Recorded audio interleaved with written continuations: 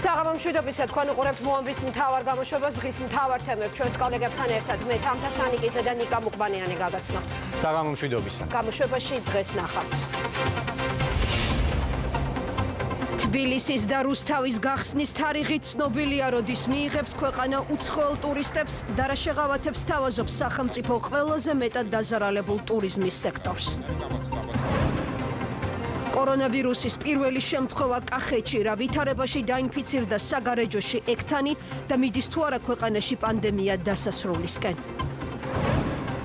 ამერიკის შეერთებული შტატები და რუსეთი დაავადების გავრცელების ეპიცენტრებია. შემთხვევებმა მკვეთრად იმატა ბრაზილიაშიც, რა ზომებს იღებენ ევროპის ქვეყნები პანდემიის მეორე ტალღის თავიდან ასაცილებლად.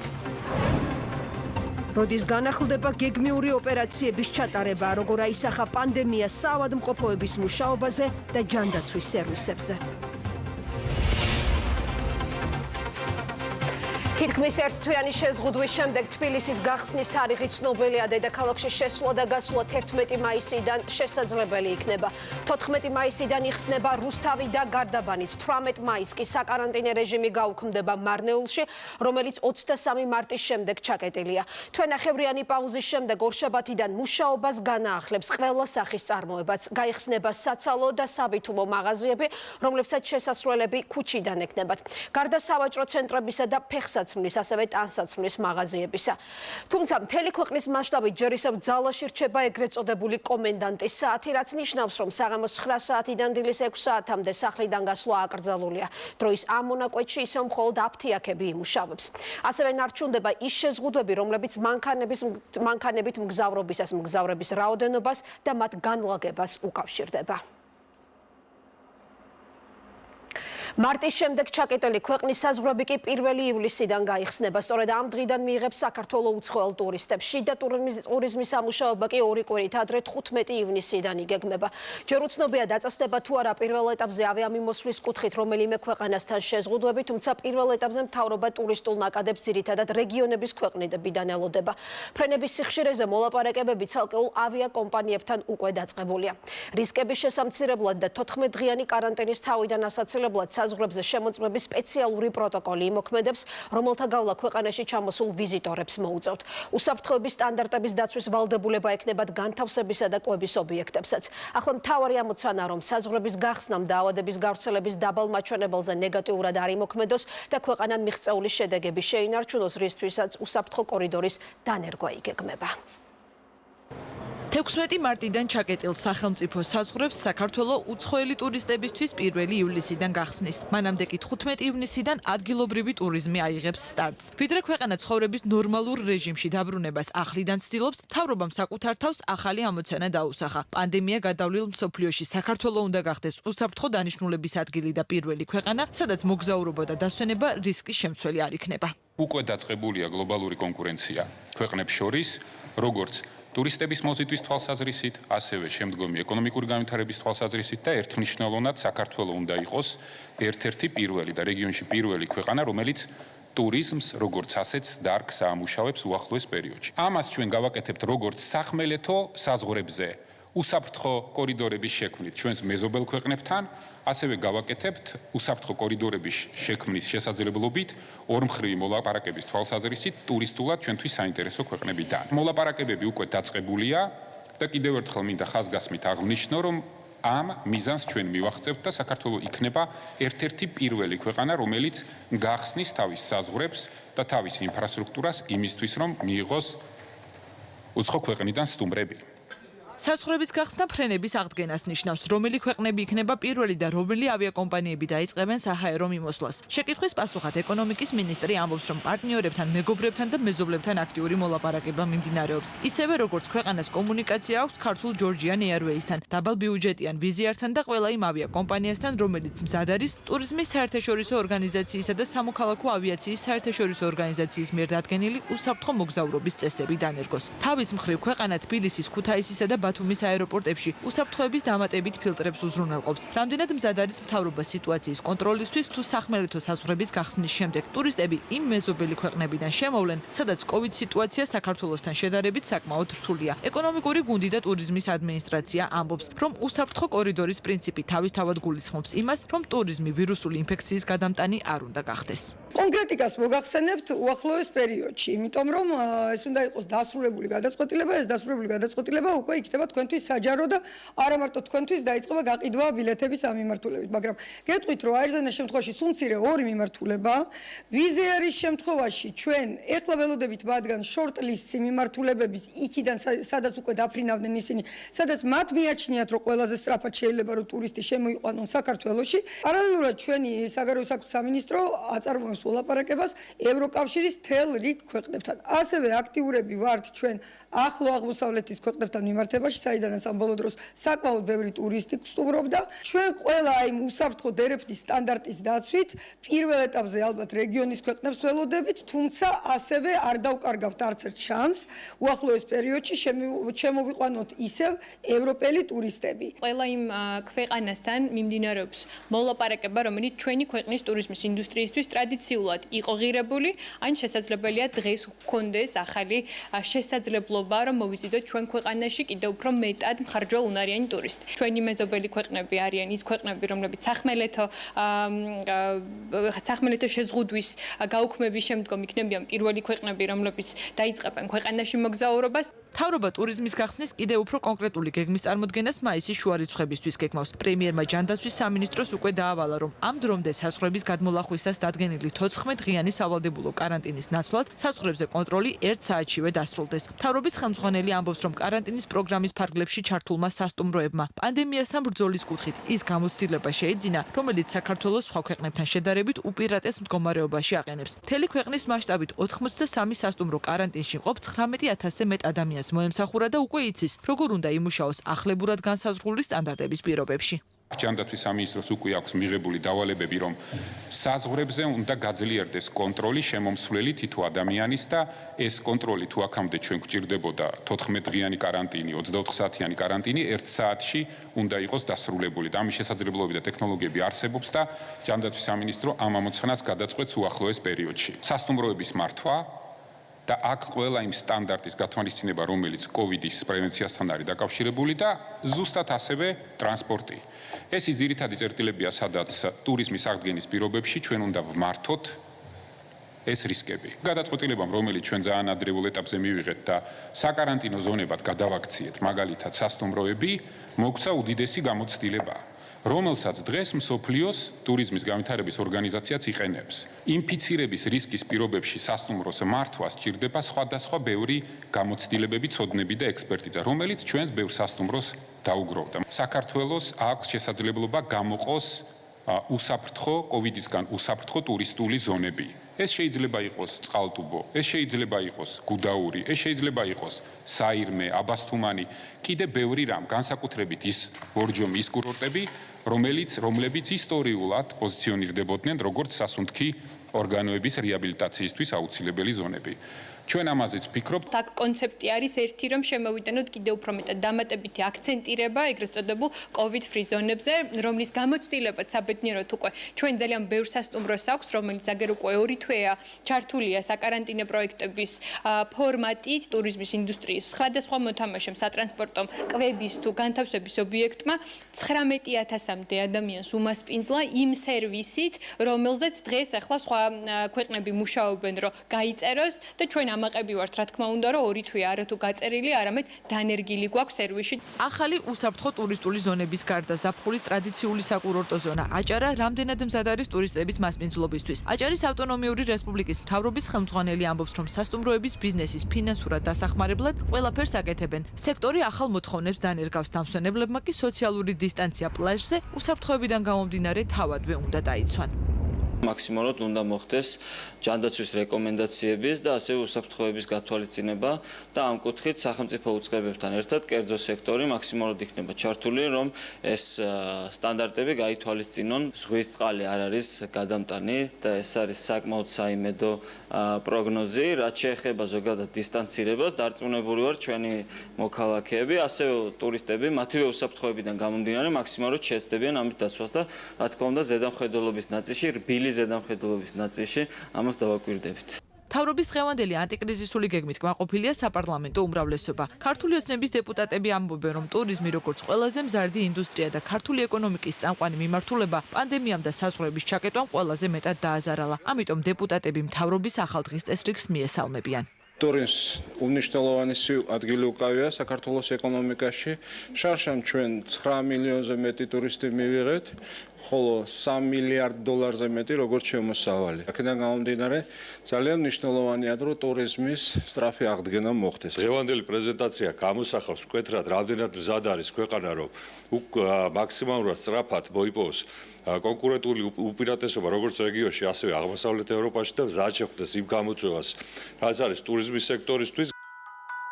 საქართველოს მოგზაურობისთვის უსაფრთხო ქვეყანა, რომელმაც COVID-19-ის წინააღმდეგ ბრძოლის კუთხით მნიშვნელოვან წარმატებას მიაღწია. ქვეყნის ამ ახალი მიზნზე ხელისუფლება აქტიურად მუშაობს და ამბობს, რომ იმ გლობალურ კონკურენციაში, რომელიც მთელ მსოფლიოში თუნდაც ტურიზმის კუთხით დაიწყება, საკუთარი წვლილი თითოეულ მოქალაქეს შეაქვს. რამდენად უწყობს ხელს პანდემიასთან ბრძოლას საკუთარი ქცევით, ისევე როგორც პასუხისმგებლობა ეკისრება თითოეულ კომპანიას, რომელიც საქმიანობის უფლებას იბრუნებს და თავის წილ აგურსდებს ქვეყნის ეკონომიკის ხელახლა გახსნაში. იმისთვის, რომ ყველაფერი გეგმის მიხედვით ან უკეთესი სცენარით გაგრძელდეს. კერძო კომპანიებმა თუ რიგითმა მოქალაქეებმა უნდა დაიცვან წესები და შეასრულონ რეკომენდაციები. კორონამდელი ცხოვრების დასაბრუნებლად ეს ერთადერთი და უპირობო თხოვნა და მოთხოვნაა. ტურიზმის მხარდაჭერის გეგმა საგადასახადო და საბანკო შეღავათებსაც გულისხმობს. ტურიზმის მიმართულება 2020 წელს ქონების გადასახადისგან საერთოდ გათავისუფლდება, საშემოსავლო გადასახადი კი გადავადდება. პარალელურად ყველა იმ სასტუმროს, რომელთა წლიური ბრუნვა 20 მილიონ ლარამდეა, სახელმწიფო ბანკიდან აღებული სესხის პროცენტის დიდ ნაწილს დაუსუბსიდირებს. სასტუმრო ქსელის გარდა სასესხო შეღავათები ასევე გათვალისწინებული იქნება რესტორნებისთვისაც. იგულისხმება უკვე აღებული, ასევე ახალი სესხები. დახმარების გეგმა ტურისტული კომპანიების მხარდაჭერასაც ითვალისწინებს. ჯამში ტურიზმის სფეროს ანტიკრიზისული გეგმისთვის 200 მილიონი ლარია გამოყოფილი. COVID-19-ის პანდემიის გამო ყველაზე მეტად სწორედ ტურიზმი დაზარალდა. გაჩერებული სფეროს წარმომადგენელთა უმრავლესობას საბანკო ვალდებულებები აქვს გასასტუმრებელი. შექმნილი კრიზისის გამო მათი დიდი ნაწილი ვერც თანამშრომლების ხელფასებს ვეღარ იხდის. ვაკო 40-ზე გვეტყვის რა რეაქციები მოჰყვა ტურისტულ სექტორში დღეს წარმოდგენილ გეგმას. ვაკო. თამთა პირველ რიგში საუბარს დავიწყებ ტურიზმის გახსნის ანტიკრიზისულ გეგმაზე, სადაც რამდენიმე ძირითად საკითხზე არის ყურადღება გამახვილებული. დღეს პრემიერ-მინისტრმა და ასევე ეკონომიკის მინისტრმა რამდენიმე დეტალს გაუსვა. ხაზი მათ შორის არის ის, რომ 2020 წელს ტურიზმის სექტორი საერთოდ გათავისუფლდება ქონების გადასახადისგან, ასევე 2020 წლის ბოლომდე მათ გადაუვადეს საშემოსავლო გადასახადი, თუმცა ამის შემდეგ უკვე მათ მოუწევთ საშემოსავლო გადასახადის გადახდა, მაგრამ აქ უკვე იქნება რესტრუქტურიზაცია, რაც ნიშნავს იმას, რომ ისინი აქაც მიიღებენ შეხაღავათს და ისინი გადაიხდიან პერიოდულად უკვე. კიდევ ერთი ნაწილი, რაზეც ეკონომიკის მინისტრმა გაამახვილა ყურადღება, არის ტურიზმის სფეროში მომუშავე ერთ-ერთი ყველაზე მოწყვლადი ჯგუფი, ეს არის გიდები, როგორც ეკონომიკის მინისტრმა აღნიშნა, შეიქმნება სპეციალური პლატფორმა, სადაც განთავსდება ზუსტი ინფორმაცია იმის შესახებ, თუ როგორ შეძლებენ გიდები ალტერნატიული სამსახურის დაწყებას, ასევე სხვადასხვა საგრანტო პროგრამებში ჩართვას და მათი საქმიანობასთან დაახლოებული მუშაობის გაგრძელებას და მუშაობას, სანამ ტურისტული სექტორი არ გაიხსნება ბოლომდე და არ დაუბრუნდებიან თავიანთ ძირითად საქმიანობას გიდები. სასტუმროებს მოგეხსენებათ, რომ ჩვენ კრიზისის მართვის პირობებში 50 ნომრამდე სასტუმროებს სესხის პროცენტის სუბსიდირებას დავპირდით და გავაკეთეთ და რამოდენიმე ათასმა ბიზნეს ოპერატორმა და კომპანიამ ისარგებლა ამ შეღავათით. დღეს ვაწესებთ ახალ ნორმას, ჩვენ დავასუბსიდირებთ სასტუმროების, რომელთა ბრუნვა არის 20 მილიონ ლარამდე, 5 მილიონის სესხის პროცენტს 80%. სესხის პროცენტის 80%, რაც იქნება ასევე სერიოზული მხარდაჭერა დარგის განვითარებისთვის. 2020 წლის ქონების გადასახადისაგან სრული განთავისუფლება, რაც ძალიან მნიშვნელოვანია და გამოუნთავისუფლებთ კომპანიებს საბრუნავ საშუალებებს იმისთვის, რომ შეინარჩუნონ დასაქმებულები და გადაიხადონ ხელფასები, ისევე როგორც ვეხმარებით სასტუმროებს და უსუბსიდირებთ საბანკო პროცენტს, აქაც საბანკო გარანტიის პროცენტიც ანალოგიური მექანიზმით 6 თვის განმავლობაში დაუსუბსიდიროთ ტურისტულ კომპანიებს. სარესტორნო ბიზნესი, ასევე საკმაოდ დიდი სეგმენტი ჩვენი ტურისტული ინდუსტრიის. ვთავაზობთ კონკრეტულ დამატებით დახმარებას, რაც გამოიხატება იმაში, რომ ეს ობიექტები ჩაერთვებიან საკრედიტო საგარანტიო სქემაში, რაც ნიშნავს იმას, რომ სახელმწიფო 30%-ში თანაუზრუნველყოფაში დაუდგება ამ ობიექტებს გვერდში საბანკო არსებული სესხების რესტრუქტურიზაციის დროს, ხოლო ახალი სესხების მოზიდვის დროს 90% თანაუზრუნველყოფას ჩვენ ავიღებთ ჩვენს თავზე. ტურიზმის გახსნის ანტიკრიზისულ გეგმას უკვე მოყვა გამოხმაურება, როგორც ტურიზმის სექტორის წარმომადგენლები ამბობენ, მთავრობის მიერ დაწესებული შეღავათები ფინანსური მიმართულებით, მათ შორის ქონების გადასახადი, ასევე საშემოსავლო გადასახადით, ასევე გარკვეული სახის სუბსიდირება საშუალებას მისცემთ მათ, რომ მოახდინონ გარკვეული თანხების მობილიზება, რომლითაც შემდეგ უკვე გადაიხდიან თავიანთი დასაქმებულების ხელფასეს, ასევე სხვადასხვა ხარჯებს და მოემზადებიან სრულფასოვანი გახსნისთვის. ანტიკრიზისული გეგმა ნაწილობრივ შეძლებს იმ ძირითადი პრობლემების მოგვარებას, რომელიც დღის წესრიგში უდგას ინდუსტრიას. აქ არის საუბარი იმაზე, რომ ჩვენ მაქსიმალურად უნდა გავაგრძელოთ საუბარი და კომუნიკაცია სამთავრობო უწყებებთან. ალიანსის ფარგლებში უახლოეს პერიოდში დაგეგმილია რიგი შეხვედრები მთავრობასთან, რათა კიდევ უფრო ჩაშლილად მოვისმინოთ ის პროგრამა და სამოქმედო გეგმა. ეს არ არის საბოლოო სახე, რაც კონკრეტულად გიდებს შეეხება ამ ანტიკრიზისულ გეგმაში. გადასარგმელი არის კიდევ რამდენიმე ნაბიჯი საქმიანობის კუთხით და როგორც გითხარით, თანამშრომლობთ ჩვენ ეკონომიკის სამინისტროსთან, როგორც საქართველოს გიდების ასოციაცია, ასევე ზოგადად გიდები და სხვა ასოციაციები და უახლოეს მომავალში გახდება სავარაუდოდ ცნობილი კიდევ რა დამატებითი ნაბიჯები იქნება გადადგმული. ყველა ის საშეღავათო გაჟღერება, რომელზეც მათ იმუშავეს და ჩვენი მისამართით მოხდა ამის გადანაწილება, მინდა გითხრათ, რომ პირდაპირ წაადგება ტურიზმის სექტორს. ნებისმიერი თუნდაც იქ გაჟღერებული მხოლოდ სესხის სუბსიდირება არ იყო ასევე საშემოსავლო გადასახადის გადავადება, ქონების გადასახადისგან განთავისუფლება დაგვიტოვებს თანხას საბრუნავად და საოპერაციოდ სასტუმრო ბიზნესში. კიდევ ერთი ნაწილი ამ ანტიკრიზისული გეგმის არის ის, რომ მთავრობა დაასუბსიდირებს ტურიზმის სფეროს მარკეტინგულ მიმართულებას, რათა უკვე მარტივად მოხდეს ტურისტების შემოსვლა ქვეყანაში და მათთვის ინტერესის გაჩენა. მთლიანად ეს ტურიზმის გახსნის ანტიკრიზისული გეგმა სახელმწიფოს 20 მილიონი ლარი უჯდება. მადლობა ვაკო 40-ზე საუბრობდა პირდაპირ ეთერში და ამ თემას უკვე ეკონომიკისა და მდგრადი განვითარების მინისტრთან კიდევ უფრო განვავრცობთ. ნათია თურნავა შემოგვიერთდება ახლა პირდაპირ ეთერში. ქალბატონო ნათია, საღამომშვიდობისა, მადლობა გადაცემაში მონაწილეობისთვის. მოგესალმებით. ქალბატონო ნათია, დავიწყოთ ფრენებით და ავიამიმოსვლის აღდგენით, იმიტომ რომ ამ საკითხის მიმართ განსაკუთრებით მაღალი ინტერესი არის. პირველ ეტაპზე, ანუ ყველა ქვეყნისთვის გაიხსნება 1 ივლისიდან საზღვრები, თუ გარკვეულწილად პირველ ეტაპზე იქნება რამდენიმე გამონაკლისი, მაგალითად იმ ქვეყნების გათვალისწინებით, სადაც მაღალი იყო მძიმე იყო ეპიდსურათი, თუნდაც იტალია, ამერიკის შეერთებული შტატები, ესპანეთი, საფრანგეთი. დღეს ჩვენ გავაჟღერეთ ტურიზმის ინდუსტრიის დახმარების ანტიკრიზისული გეგმის მესამე და ყველაზე გადამწყვეტი ეტაპი, რომელიც შეამზადებს ამ ინდუსტრიას იმისთვის, რომ სულ მალე უკვე გაიხსნას, დასახელდა კონკრეტული ვადები, როგორც მოგეხსენებათ, ეს არის 15 ივნისი შიდა ტურიზმისთვის და ეს არის 1 ივლისი საერთაშორისო ტურიზმისთვის. რა თქმა უნდა, ჩვენ მზად ვართ იმისთვის და ბევრი სხვა ქვეყანასგან განსხვავებით შევიძინეთ ძალიან ბევრი უპირატესობა კონკურენტული იმ თვალსაზრისით, რომ უსაფრთხოდ მივიღოთ და მოვემსახუროთ ტურისტებს. თუმცა ეს არ ნიშნავს იმას, რომ ეს მოხდება, ესე იგი, ჯანდაცვის წესების და უსაფრთხოების წესების, რაც მედიკოსების მიერ არის დამტკიცებული უებელყოფით, პირიქით ჩვენ სწორედ იმითი ვართ ახლა ძლიერები და მიმზიდველები, რომ ვართ ის ქვეყანა, რომელიც სხვაზე უკეთ შეძლებს და შეასრულოს ეს წესები. ამაზე მეტყველებს თუნდაც ის უნიკალური გამოცდილება, რაც შეიძინა ჩვენმა განთავსების ინდუსტრიამ, ჩვენმა სასტუმროებმა, საკარანტინე სივრცეების გამოყოფით და საკარანტინე პროგრამაში მონაწილეობით, იმიტომ რომ უმაღლესი უსაფრთხოების სტანდარტები იყო დაცული ამ კარანტინების პროგრამაში და ეს ჩვენი ცოდნა, უნიკალური ცოდნა გამოგვადგება იმისთვის, რომ ვიყოთ ერთ-ერთი უსაფრთხო დანიშნულების ქვეყანა. რაც შეეხება იმას, რომ ჩვენ ველოდებით, რომ გავხსნათ საზღვრები და დავიწყოთ უკვე მიღება საერთაშორისო ტურისტების, ეს ასევე მოხდება იმ საერთაშორისო სამედიცინო გაიდლაინების და წესების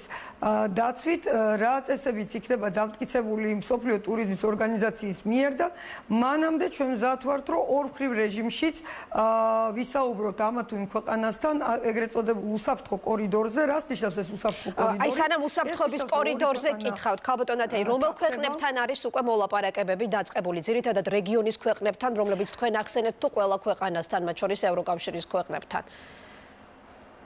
მე თქვენ წინა კითხვას მინდა მაინც დაუბრუნდო რომ დავასრულო. თქვენ იკითხეთ, იქნება თუ არა გამონაკლისები. ანუ რასაკვირველია, ჩვენ აღვადგენთ ფრენებს და ურთიერთობებს და ტურისტების მიმოსვლას იმ ქვეყნებთან, რა ქვეყნებიც ასევე ჩვენსავით იქნება მზად იმისთვის, რომ სცეს პატივი და დაიცვას უსაფრთხოების საერთაშორისო სტანდარტები. ახლა რაც შეეხება უკვე უსაფრთხოების კორიდორებს, ეს არის მოლაპარაკება ორ ან რამოდენიმე ქვეყანას შორის იმის თაობაზე, რომ ისინი ამკვიდრებენ უსაფრთხოების სტანდარტებს, რა სტანდარტებსაც ჩვენ ვიცავთ და ერთმანეთს ვენდობით ამ სტანდარტების დაცვაში.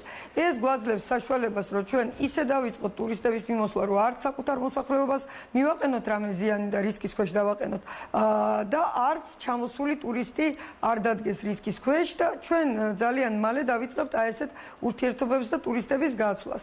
მიდის მოლაპარაკება მთელ რიგ ქვეყანასთან.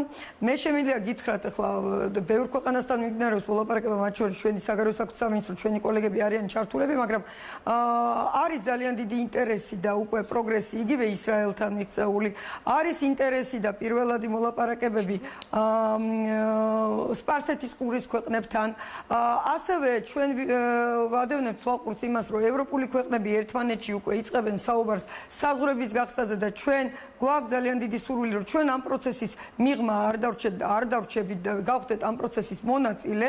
ცალკეულ ევროპულ ქვეყანასთან იქნება ეს თუ თლიანად ევროკავშირიდან, თუმცა აქაც რა თქმა უნდა აუცილებელი მოთხოვნა იქნება, რომ იყოს დაცული საერთაშორისო გაიდლაინები, უსაფრთხოება, მაგრამ ყველაზე უფრო მეტად რეალისტურია, რა თქმა უნდა, რომ პირველ ეტაპზე ამ ჩვენ ზაფხულის კურორტებს ესტუმროთ ჩვენი რეგიონის ქვეყნები ისევ და ისევ უსაფრთხოების უმაღლესი სტანდარტის დაცვით. რატო რეგიონის ქვეყნები? იმიტომ რომ აქ არა მარტო საჰაერო მიმოსვლაზეა საუბარი, აქ სახმელეთო მიმოსვლაც არის შესაძლებელი და ეს ის რეგიონებია, ვინც ყველაზე მეტად სტუმრობდა თუნდაც ზაფხულის პერიოდში იგივე აჭარის კურორტებს, კახეთს, მთის კურორტებს და ასე შემდეგ. ანუ ყველა მიმართულებით მუშაობთ. ჩვენთვის თავარი ამოსავალი წერტილი არის ეს, რომ როგორც ჩვენ ვართ მზად, რომ ყველა უსაფრთხოების წესი დავიცვათ, იგივე მზადყოფნა დავინახოთ პარტნიორი ქვეყნისგან და ეს პისიერად გადაითარგმნება ჩვენს ორმხრივი ტურისტული მიმოსვლის აღდგენაში. ქალბატონათი, სრულად ავიამიმოსვლის აღდგენა დაახლოებით რა პერიოდისთვის არის ნავარაუდები?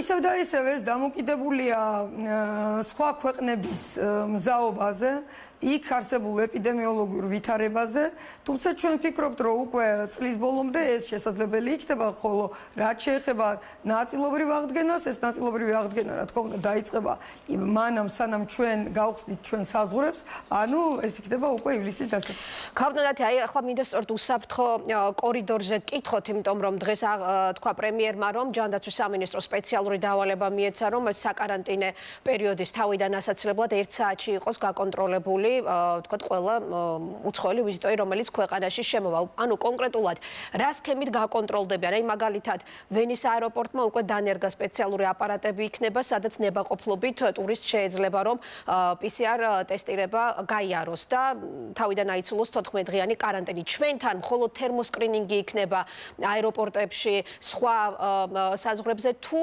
ამ შემთხვევაში შეიძლება ტესტირების მეთოდიც იყოს უშუალოდ სასაზღვრო გამშვეპუნქტებზე დანერგილი.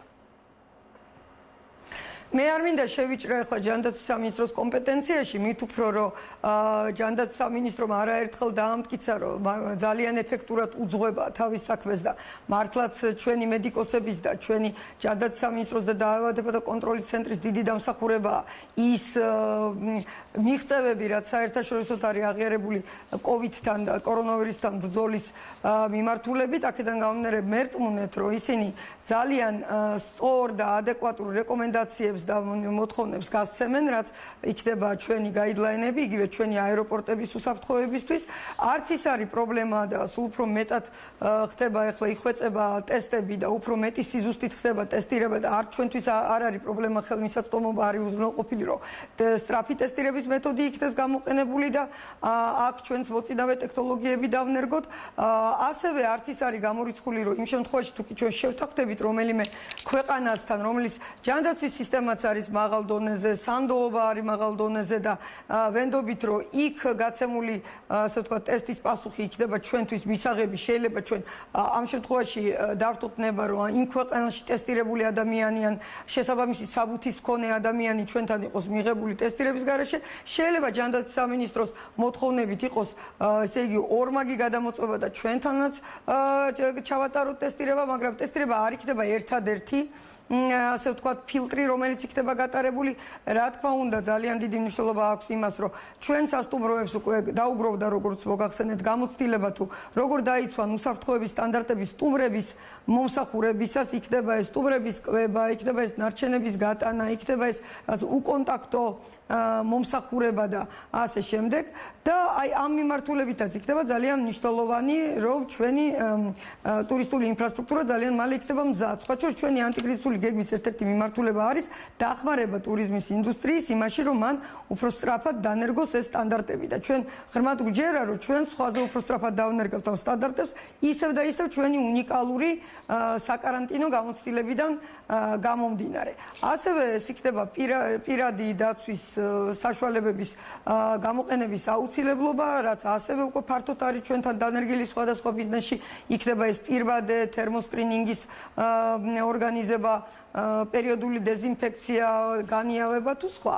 ანუ ჩვენ ველოდებით ჯანდაცვის სამინისტროს, რომელმაც ეროვნული სტანდარტი უნდა დადოს და არაერთ ბიზნესისთვის უკვე მან მოამზადა ეს სტანდარტი და ანალოგიური იქნება ჩვენთვისაც, თუმცა ასევე გვაქვს საერთაშორისო ორგანიზაციების მიერ უკვე სხვადასხვა სფეროსთვის დამტკიცებული თუ დამტკიცების პროცესში მყოფი სტანდარტები, მაგალითად საერთაშორისო ორგანიზაცია IATA, რომელიც ავიაციისთვის, ასე ვთქვათ, უკვე მან დაამტკიცა გარკვეული სტანდარტები, რომელსაც ჩვენ ვართ გაცნობილები და უკვე ამ სტანდარტებზეც ვიწყებთ სწორებას, არაფერი განსაკუთრებული რისი მიღწევაც არ შეუძლია ჩვენს ინფრასტრუქტურას, ჩვენს აეროპორტებს, ჩვენს საბაჟო გამშვეპუნქტებს, ჩვენს სასაზღვრო პუნქტებს იქ არ არის, იმიტომ რომ ისევ და ისევ ეს კატეგორია ჩვენი ადამიანების, ვინც აქამდეც ფრონტის წინა ხაზზე იყო, ფლობს უნიკალურ გამოცდილებას, ძალიან ეფექტურად მართავს აი ამ რისკებს. ქალბატონ დათია, დღეს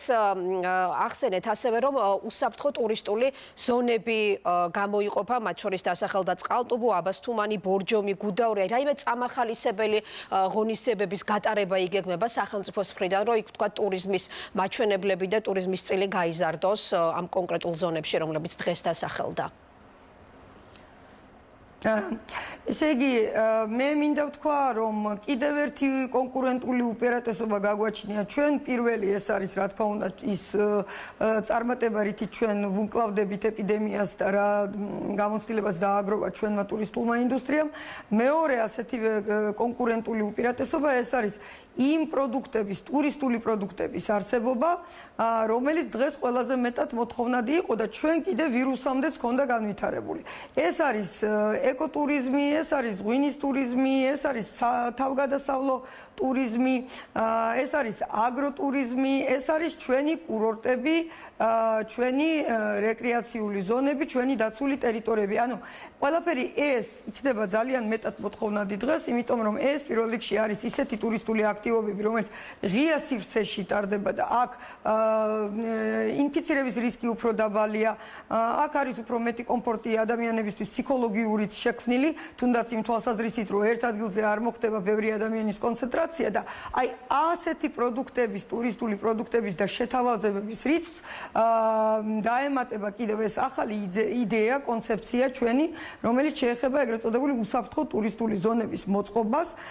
ეს იქნება ისეთი ზონები და საქართველოში ჭარბად არის ესეთი საინტერესო ადგილები, სადაც არის ძალიან ესეთი მიმზიდველი ბუნება, მწვანე ადგილები, სადაც შეიძლება ადამიანები უფრო პრივატულ ვითარებაში ისვენებდნენ დიდი გაშლილი სივრცე და დასახელდა რამოდენიმე ლოკაცია, სადაც ეს თავისუფლად შეიძლება მოეწყოს, იმიტომ რომ ეს არის ცენტრიდან დაშორებული ლოკაციები, ისევ და ისევ არის გაშლილი ადგილი, არის შესაძლებლობა, რომ გაშლილ ტერიტორიაზე ნაკლები კონცენტრაციით ადამიანების უფრო პრივატულობის დაცვით ისვენებდნენ და ჩვენ ვფიქრობთ, რომ უახლოეს პერიოდში სწორედ ასეთი ტურისტული პროდუქტები იქნება მოთხოვნადი და მოდით ჩავთვალოთ, რომ ეს არის ჩვენი ინოვაციური ახალი ტურისტული პროდუქტი, რომელსაც ჩვენი ბუნების გამოყენებით, ჩვენი კურორტების გამოყენებით სულ მალე დავამუშავებთ და შევთავაზებთ მსოფლიოს. საზღვაო კურორტები არ ყოფილა ნახსენება ამ ჩამონათვალში, რა ზომები იქნება გატარებული სახელმწიფოს მხრიდან, რომ წელს საზღვაო კურორტზე, სადაც ყოველთვის მაღალი არის დამსვენებელთა ინტერესი და ტურიზმის მაჩვენებლები, იყოს წლევანდელი ზაფხულის სეზონი უსაფრთხო, როგორც ადგილობრივებისთვის, ასევე უცხოელი ტურისტებისთვის. საზღვაო კურორტები არის ჩვენი პრიორიტეტი და სწორედ ამიტომაც ჩვენ ვაკეთებთ ყველაფერს იმისთვის, რომ საზღვაო კურორტების წლევანდელი სეზონი არ დაიკარგოს და ჩვენს აჭარას, გურიას, სამეგრელოს საზღვაო კურორტებს ყავდეს თავისი დამსვენებელი.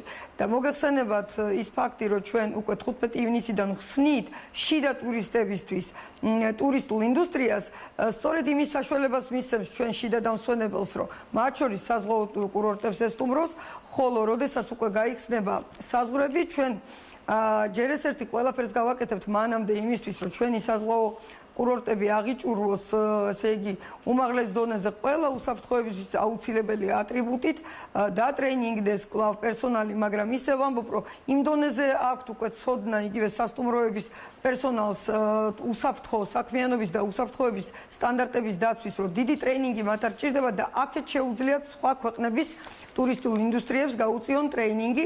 ასევე ის სერიოზული შეღავათები, რაც ჩვენ დღეს შევთავაზეთ პაკეტურად ამ ბიზნესს, ამ ინდუსტრიას, რა თქმა უნდა, შეუმსუბუქებს მათ შორის საზღვაო კურორტებსაც მდგომარეობას, რომ მათ უფრო მალე მოემზადონ იმისთვის, რომ გაიხსნან და ეს არის ისეთი მოთხოვნადი პროდუქტი, რომელიც პირველ რიგში ეს ჩვენი საზღვაო კურორტების სარგებლო და ძალიან დიდი მოთხოვნით ჩვენი რეგიონების ქვეყნებიდან ჩამოსული დამსვენებლებს შორის.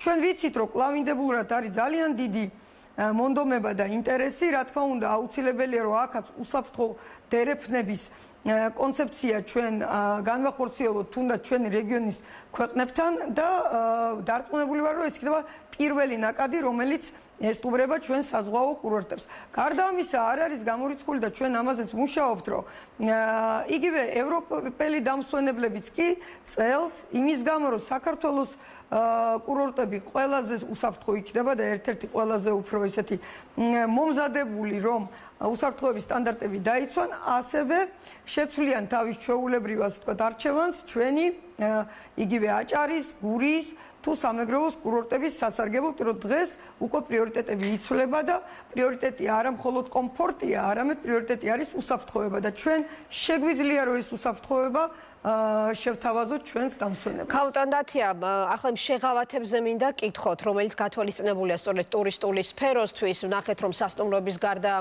სასესხო, ასევე საგადასახადო შეღავათებით ისარგებლებს რესტორნების ქსელი, ასევე სხვადასხვა ტურისტული კომპანია. მაგრამ როდესაც ოპოზიცია აფასებდა დღეს ამ გეგმას, მათ გარკვეული ნაბიჯები შეაფასეს დადებითად, თუმცა თქვენ აქვთ ცალკეული პრეტენზიები, მაგალითად იმასთან დაკავშირებით, თუ რატომ არ მოხდა ქონების გადასახადისგან სხვა სფეროების გათავისუფლებაც და არა მხოლოდ ტურიზმის სფეროსი, ასევე რატომ არ მოხდა როგორც ქონების გადასახადის შემთხვევაში, ასევე საშემოსავლო გადასახადის შემთხვევაშიც არა გადავადება, არამედ საშემოსავლოს მთლიანად ჩამოწერად. იღებთ თქვენ ამ შენიშვნებს?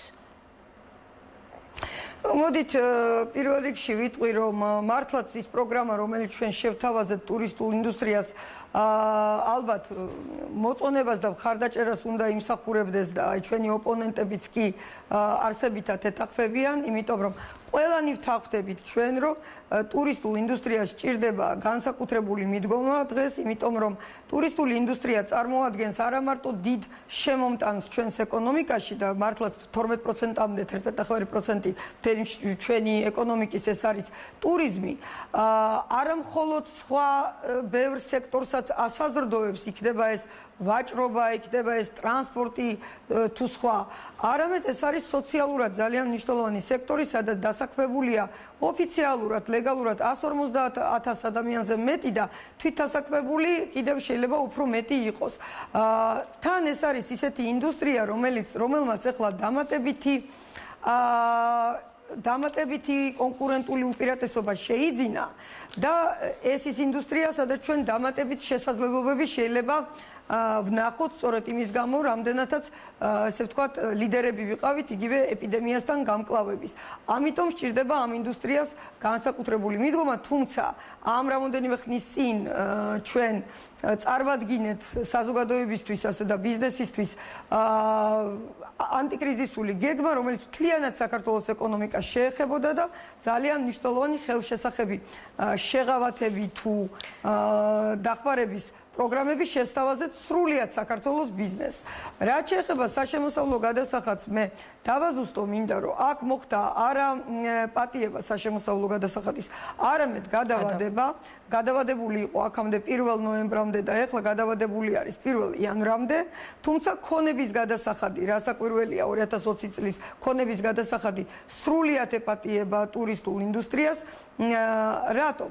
გამომდინარე იქიდან, რომ ტურისტული ინდუსტრია არის ის ინდუსტრია, რომელიც პირველი დაზარალდა, მანამ სანამ ჩვენ გამოვაცხადებდით საგანგებო ვითარებას, უკვე გაჩერებული იყო ტურისტული ინდუსტრია, გამომდინარე სწორედ იქიდან, რომ გაწყდა კავშირები, ქვეყნები ჩაიკეტა და ყველა ქვეყანა და პირველ რიგში საქართველო იცავდა საკუთარ თავს, შეწყდა ტურისტული ბიზნესი მთლიანობაში, შეწყდა თითქმის საავიაციო მიმოსვლა და აქედან გამომდინარე, როგორი სპეციფიური ვითარება შეიქმნა ტურისტული ინდუსტრიის ირგვლივ, ასეთივე სპეციფიური გეგმა იქნა შეთავაზებული ტურისტული ინდუსტრიის მიმართაც.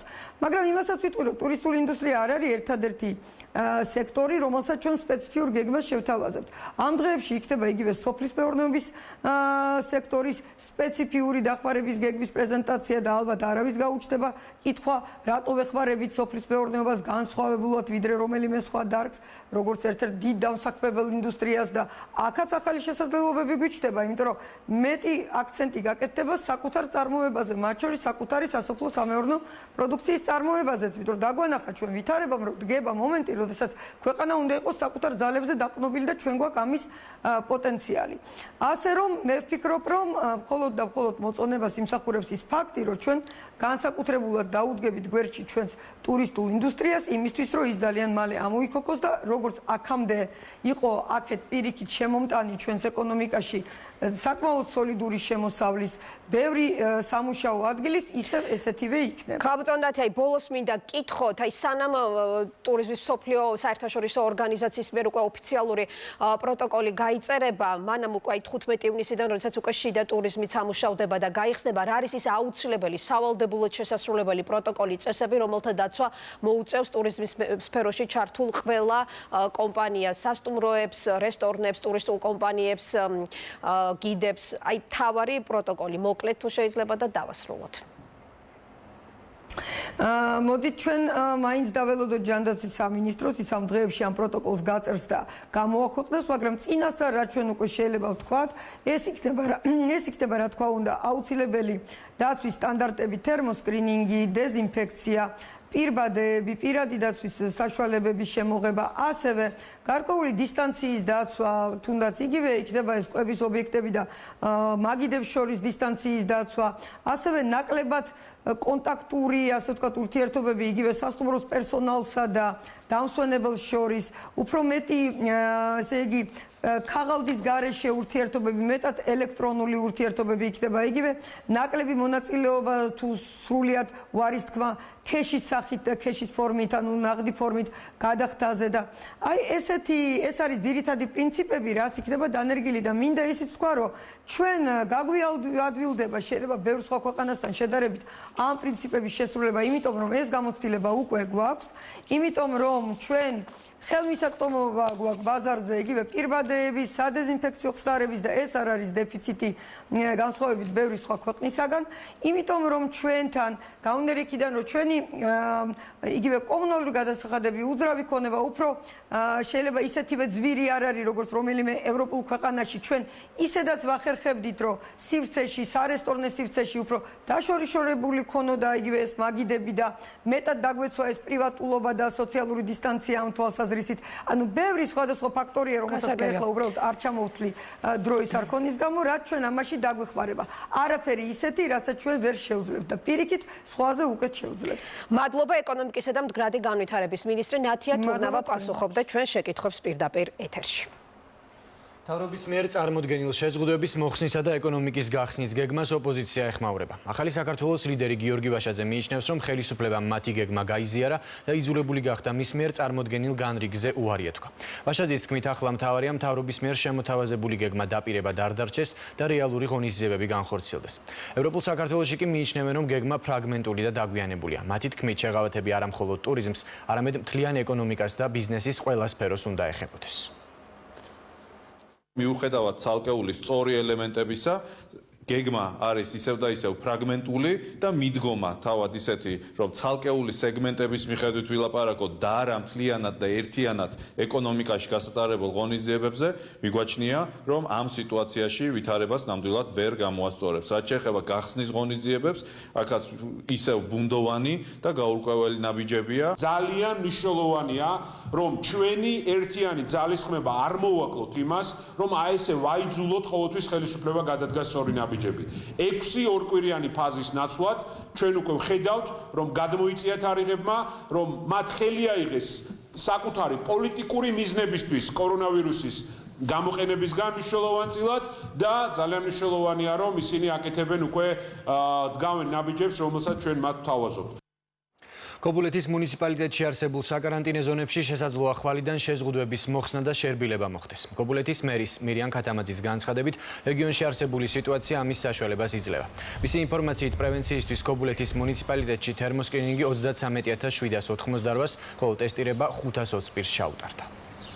მეორე საინკუბაციო პერიოდი მთავრდება ამ ზონაში არსებული სოფლებისთვის უკვე 28 დღე გადის და შესაბამისად ამ ხნის განმავლობაში უკვე ბოლო პერიოდში რამდენიმე დღეა ჩვენ არ აგვაქვს ახალი შემთხვევა როგორც აჭარის რეგიონში, ასევე კობულეთის მუნიციპალიტეტში და რაც კიდევ ერთხელ ვიმეორებ გვაძლევს სრულად საფუძველს იმისა, რომ ძალიან აქტიურად ვიმუშაოთ ამ კუთხით შეზღუდვების მოხსნასა და შერბილებას. მოიხსნება თუ არა შეზღუდვები ქვემო ბოლნისსა და მიმდებარე 4 დასახლებაში. გუშინ ამ დასახლებებში აღებული 31 საკვლევი მასალიდან კორონავირუსი არც ერთს დაუდგინდა. ასევე პასუხები უარყოფითი იყო ბოლნისის ხელების ცენტრში მოთავსებულ 2 პაციენტთან დაკავშირებით. ქვემო ბოლნისში და მიმდებარე 4 სოფელში შეზღუდვები 1 აპრილიდან მოქმედებს. 6 aprilis შემდეგ დასახლებაში კორონავირუსის ინფექცია არ დადგენილა. მარნეულის მუნიციპალიტეტში კი საჯარო სივრცეებში მომუშავე პირების PCR ტესტირება გრძელდება. გუშინ 303 პირის ბიოლოგიური ნიმუში აიღეს. ყველა მათგანი უარყოფითია. დამატებით მარნეულის ჟეოჰოსპიტალის კლინიკა განაგრძობს საეჭვო სიმპტომებიანი მოქალაქეების გამოკვლევას. მუნიციპალიტეტში გრძელდება სამენოვანი საინფორმაციო კამპანიაც. 11-მდე გაიზარდა ახალი კორონავირუსით ინფიცირებულთა რაოდენობა ოკუპირებულ ცხინვალში. არსებული ინფორმაციით COVID-19 კიდევ 8 პირს დაუდასტურდა, მათ შორის ერთი სამხედრო სასწავლებლის 14 წლის კურსანტია. ასევე არიან დედა და 6 წლის შვილი ახალგორიდან. ცხინვალში საავადმყოფოში 2 ექთანი მოათავსეს, რომლებსაც კონტაქტი ჰქონდათ მძღოლთან და ავადმყოფებთან. კეთევან ციხელაშვილის განცხადებით, ოკუპირებულ ტერიტორიაზე არ არსებობს შესაბამისი ინფრასტრუქტურა COVID-19-ით ინფიცირებული პაციენტების სამკურნალოდ და ოფიციალური თბილისი მზად არის შესაბამისი სერვისი 11-ვე პაციენტ შესთავაზოს. ვრცელდება ინფორმაცია ცხინვალის რეგიონში COVID ინფიცირებული პირების შესახებ, რაც არ არის მოულოდნელობა. არც ის არის სიახლე, რომ სამწუხარო ჯანდაცვის სისტემა არ არის გამართული და ვერ აწვდის ხარისხიან მომსახურებას, მოსახლეობას. ხაზგასმით და კიდევ ერთხელ დავადასტუროთ ჩვენი მზაობა, რომ დავეხმარებით ჩვენს მოსახლეობას, მათ შორის COVID ინფიცირებულებს. ადგილზე იცით, რომ წვდომა არის შეზღუდული. თანამშრომლობ წითელი ჯვრის საერთაშორისო ორგანიზაციასთან, რომელიც ერთადერთია, ვისაც აქვს ეს წვდომა. ამსტერდამიდან თბილისის მიმართულებით დღეს ჩარტერული რეისი შესრულდა. მგზავრთა შორის არიან ონკოლოგიური პაციენტები, ორსულები, სტუდენტები და მეზღვაურები. გარდა ამისა, რეისით ისარგებლეს ტრანზიტულმა მგზავრებმა ტაილანდიდან, ავსტრალიიდან, სუდანიდან, ინდონეზიიდან, ყატარიდან, ბელგიიდან, გერმანიიდან, პორტუგალიიდან, დანიიდან და საფრანგეთიდან. 9 მაისს დაგეგმილია ფრენის განხორციელება ბერლინი-თბილისის მიმართულებით. 15 მაისს კი ამსტერდამიდან შესრულდება ჩარტერული რეისი ტრანზიტული მგზავრებისთვის, რომლითაც სამშობლოს ამერიკის შეერთებული შტატებიდან 100-მდე მოქალაქე დაუბრუნდება. მათ შორის სტუდენტები, სამხედროები, ხანდაზმული პირები და ტურისტები. 6 მაისის მონაცემებით საქართველოს დიპლომატიურმა წარმომადგენლობებმა ადგილზე დახმარება აღმოუჩინეს 19,215 მოქალაქეს, ხოლო სამშობლოში მთავრობის ხელშეწყობით ორგანიზებულად დაბრუნდა 9,815 მოქალაქე. სალომე ზურაბიშვილი ირლანდიის რესპუბლიკის პრეზიდენტს კორონავირუსის პანდემიასთან დაკავშირებით შექმნილ მდგომარეობაზე ტელეფონით ესაუბრა. პრეზიდენტებმა ის პრობლემები და საფრთხეები განიხილეს, რომლებსაც კორონავირუსი მათ ქვეყნებსა და მოსახლეობას უქმნის. კოლეგებმა საქართველოს ევროკავშირს შორის არსებული ურთიერთობები და საქართველოს ევროინტეგრაციის პროცესის მიმდინარეობაზეც ისაუბრეს. მანამდე სატელეფონო საუბარი შედგა კვიპროსის და ლატვიის პრეზიდენტებთანაც. მხარეებმა ქვეყნებში არსებული ვითარება და ეკონომიკის ეტაპობრივი გახსნის გეგმები განიხილეს. ასევე ისაუბრეს უკანონო ბორდერიზაციის პროცესსა და ოკუპირებულ ტერიტორიებზე არსებულ ვითარებაზე. ითქვა, რომ მსგავსი ქმედებები გლობალური კრიზისისა და საერთაშორისო სოლიდარობის დროს კიდევ უფრო მიუღებელი და დასაგმობია. საგარეო ურთიერთობათა კომიტეტის თავმჯდომარე ირაკლი ბერაია საქართველოში აკრედიტებული დიპლომატიური მისიების ხელმძღვანელებთან დისტანციურ შეხვედრებს აგრძელებს. ბერაია დღეს დიდი ბრიტანეთის ელჩ საქართველოში ჯასტინ მაკკენზი სმითს და ევროსაბჭოს ოფისის ხელმძღვანელ კრისტიან ურსეს შეხვდა. განიხილეს ქვეყანაში არსებული ეპიდემიოლოგიური ვითარება და ამ გამოწვევის საპასუხოდ გატარებული ზომები.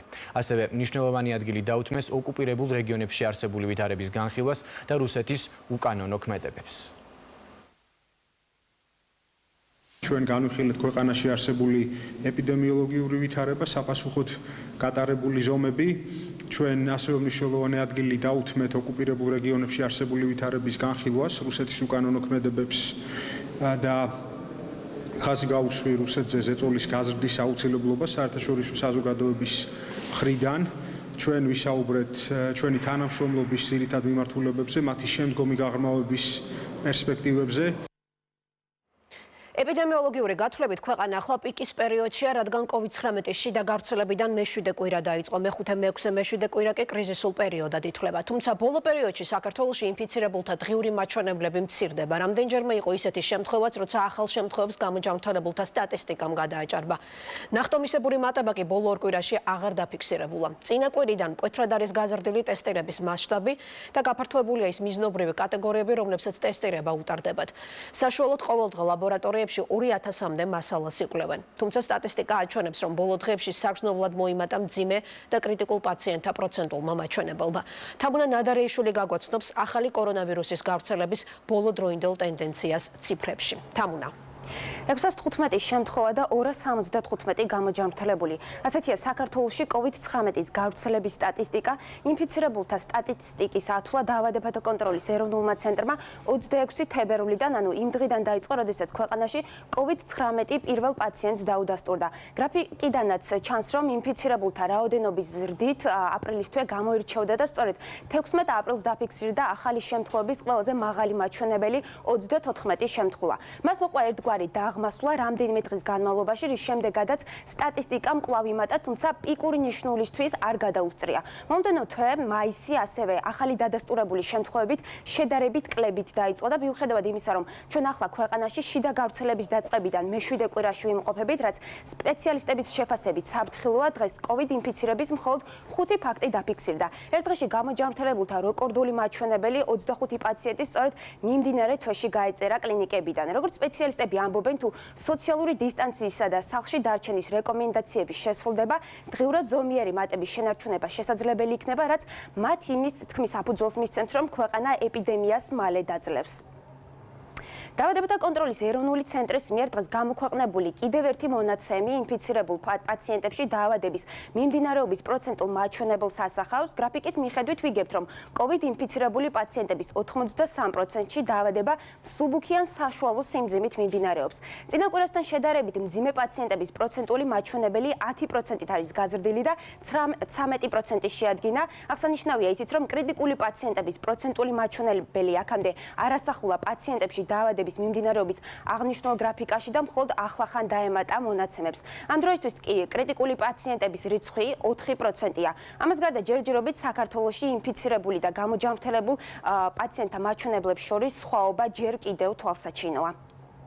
კიდევ ერთი სტატისტიკა, რომელსაც დაავადებათა კონტროლის ცენტრი დღეს აქვეყნებს, მთელი ქვეყნის მასშტაბით დღიურად ჩატარებული PCR ტესტების ოდენობა. აღსანიშნავია, რომ 7 მაისის მონაცემებით COVID-19-ზე ოქროს სტანდარტად წოდებული PCR ტესტირება 24036 ადამიანს ჩაუტარდა.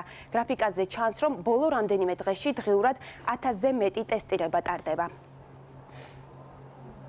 მადლობა თამუნა ნადარეიშვილმა გაგვაცნო ციფრებით ახალი კორონავირუსის გავრცელების ბოლოდროინდელი ტენდენცია საქართველოში. დღესაც ახალი შემთხვევები ერთნიშნავ მაჩვენებელს აღარ ასცდენია. ბოლო 24 საათში მხოლოდ 5 ადამიანია დაინფიცირებული, 6 კი გამოჯანმრთელდა. ამჯერად არც ერთი ახალი ფაქტი აღარ ფიქსირდება ბოლნისსა და მარნეულში. სწორედ ბოლნისი ახლა დაავადების გავრცელების ეპიცენტრში, რის გამოც მარნეულისგან განსხვავებით მისი გახსნა ამ ეტაპზე არ იგეგმება. პირველი შემთხვევა გამოვლენილი კახეთში COVID-19 საგარეჯო საავადმყოფოს ექთანს დაუდასტურდა, რომელსაც ტესტირება მორიგეობის დღეს ჩაუტარეს. ექთანი თბილისში ბოჯორიშვილის კლინიკაშიც მუშაობს, თუმცა საავადმყოფოში განმარტავენ, რომ სარეზერვო ჯგუფში ირიცხებოდა და კლინიკაში იშვიათად მიდიოდა.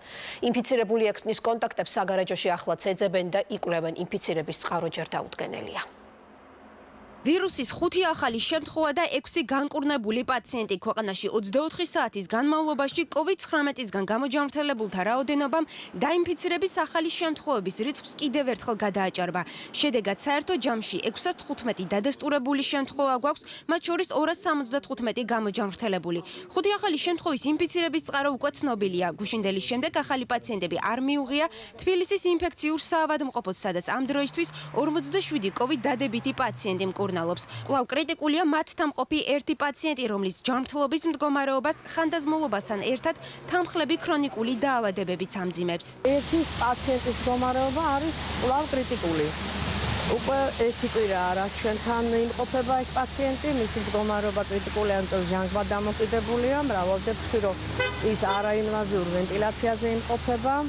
მისი მდგომარეობა მძიმეა, როგორც ასაკის, ისე თანარსებული დაავადებების გათვალისწინებით. ამ ერთი კვირის განმავლობაში ჯერჯერობით სტაბილიზაცია ვერ იქნა მიღებული. დაავადება მაინც მცირედ, მაგრამ როგორც კლინიკის, ისე ლაბორატორიული მონაცემების მხრივ პროგრესირებს. კორონავირუსით ინფიცირებული ახალი პაციენტები არ ყავს არც პირველ საუნივერსიტეტო კლინიკას, სადაც ამ დროისთვის ყველაზე მეტი 58 COVID დადებითი პაციენტი მკურნალობს. როგორც კლინიკის დირექტორმა ლევან რატიანმა აღნიშნა, ისინი რამდენიმე ორსულის ტესტის პასუხსელოდებიან.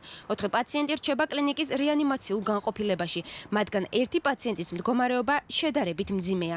ახალი პაციენტები არ მიუღია არც ბოჭორიშვილის კლინიკას და არც რესპუბლიკურ საავადმყოფოს. ბოჭორიშვილი უკვე დატოვა ერთმა გამოჯანმრთელებულმა პირმა, 9 პაციენტის მდგომარეობა კი საყურადღებო რჩება.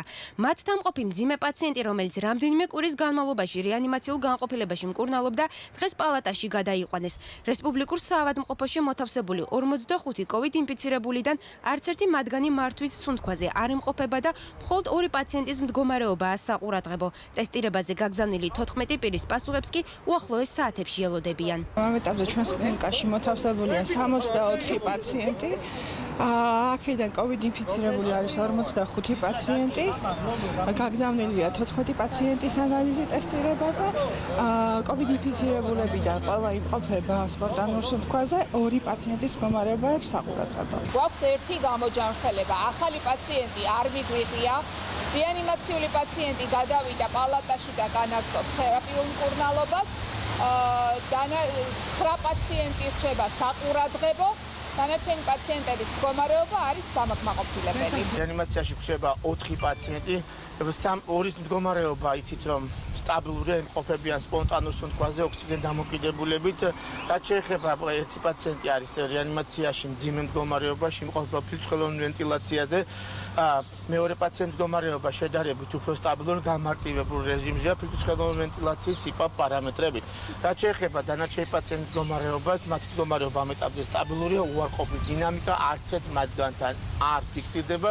კორონავირუსით დაინფიცირების კიდევ ერთი შემთხვევა დადასტურდა მედპერსონალში, საგარეჯოს ჯეოჰოსპიტალსის ექთანს, რომელიც ამავდროულად ბოჭორიშვილის კლინიკის სარეზერვო ექთანიცაა კორონავირუსი დაუდასტურდა.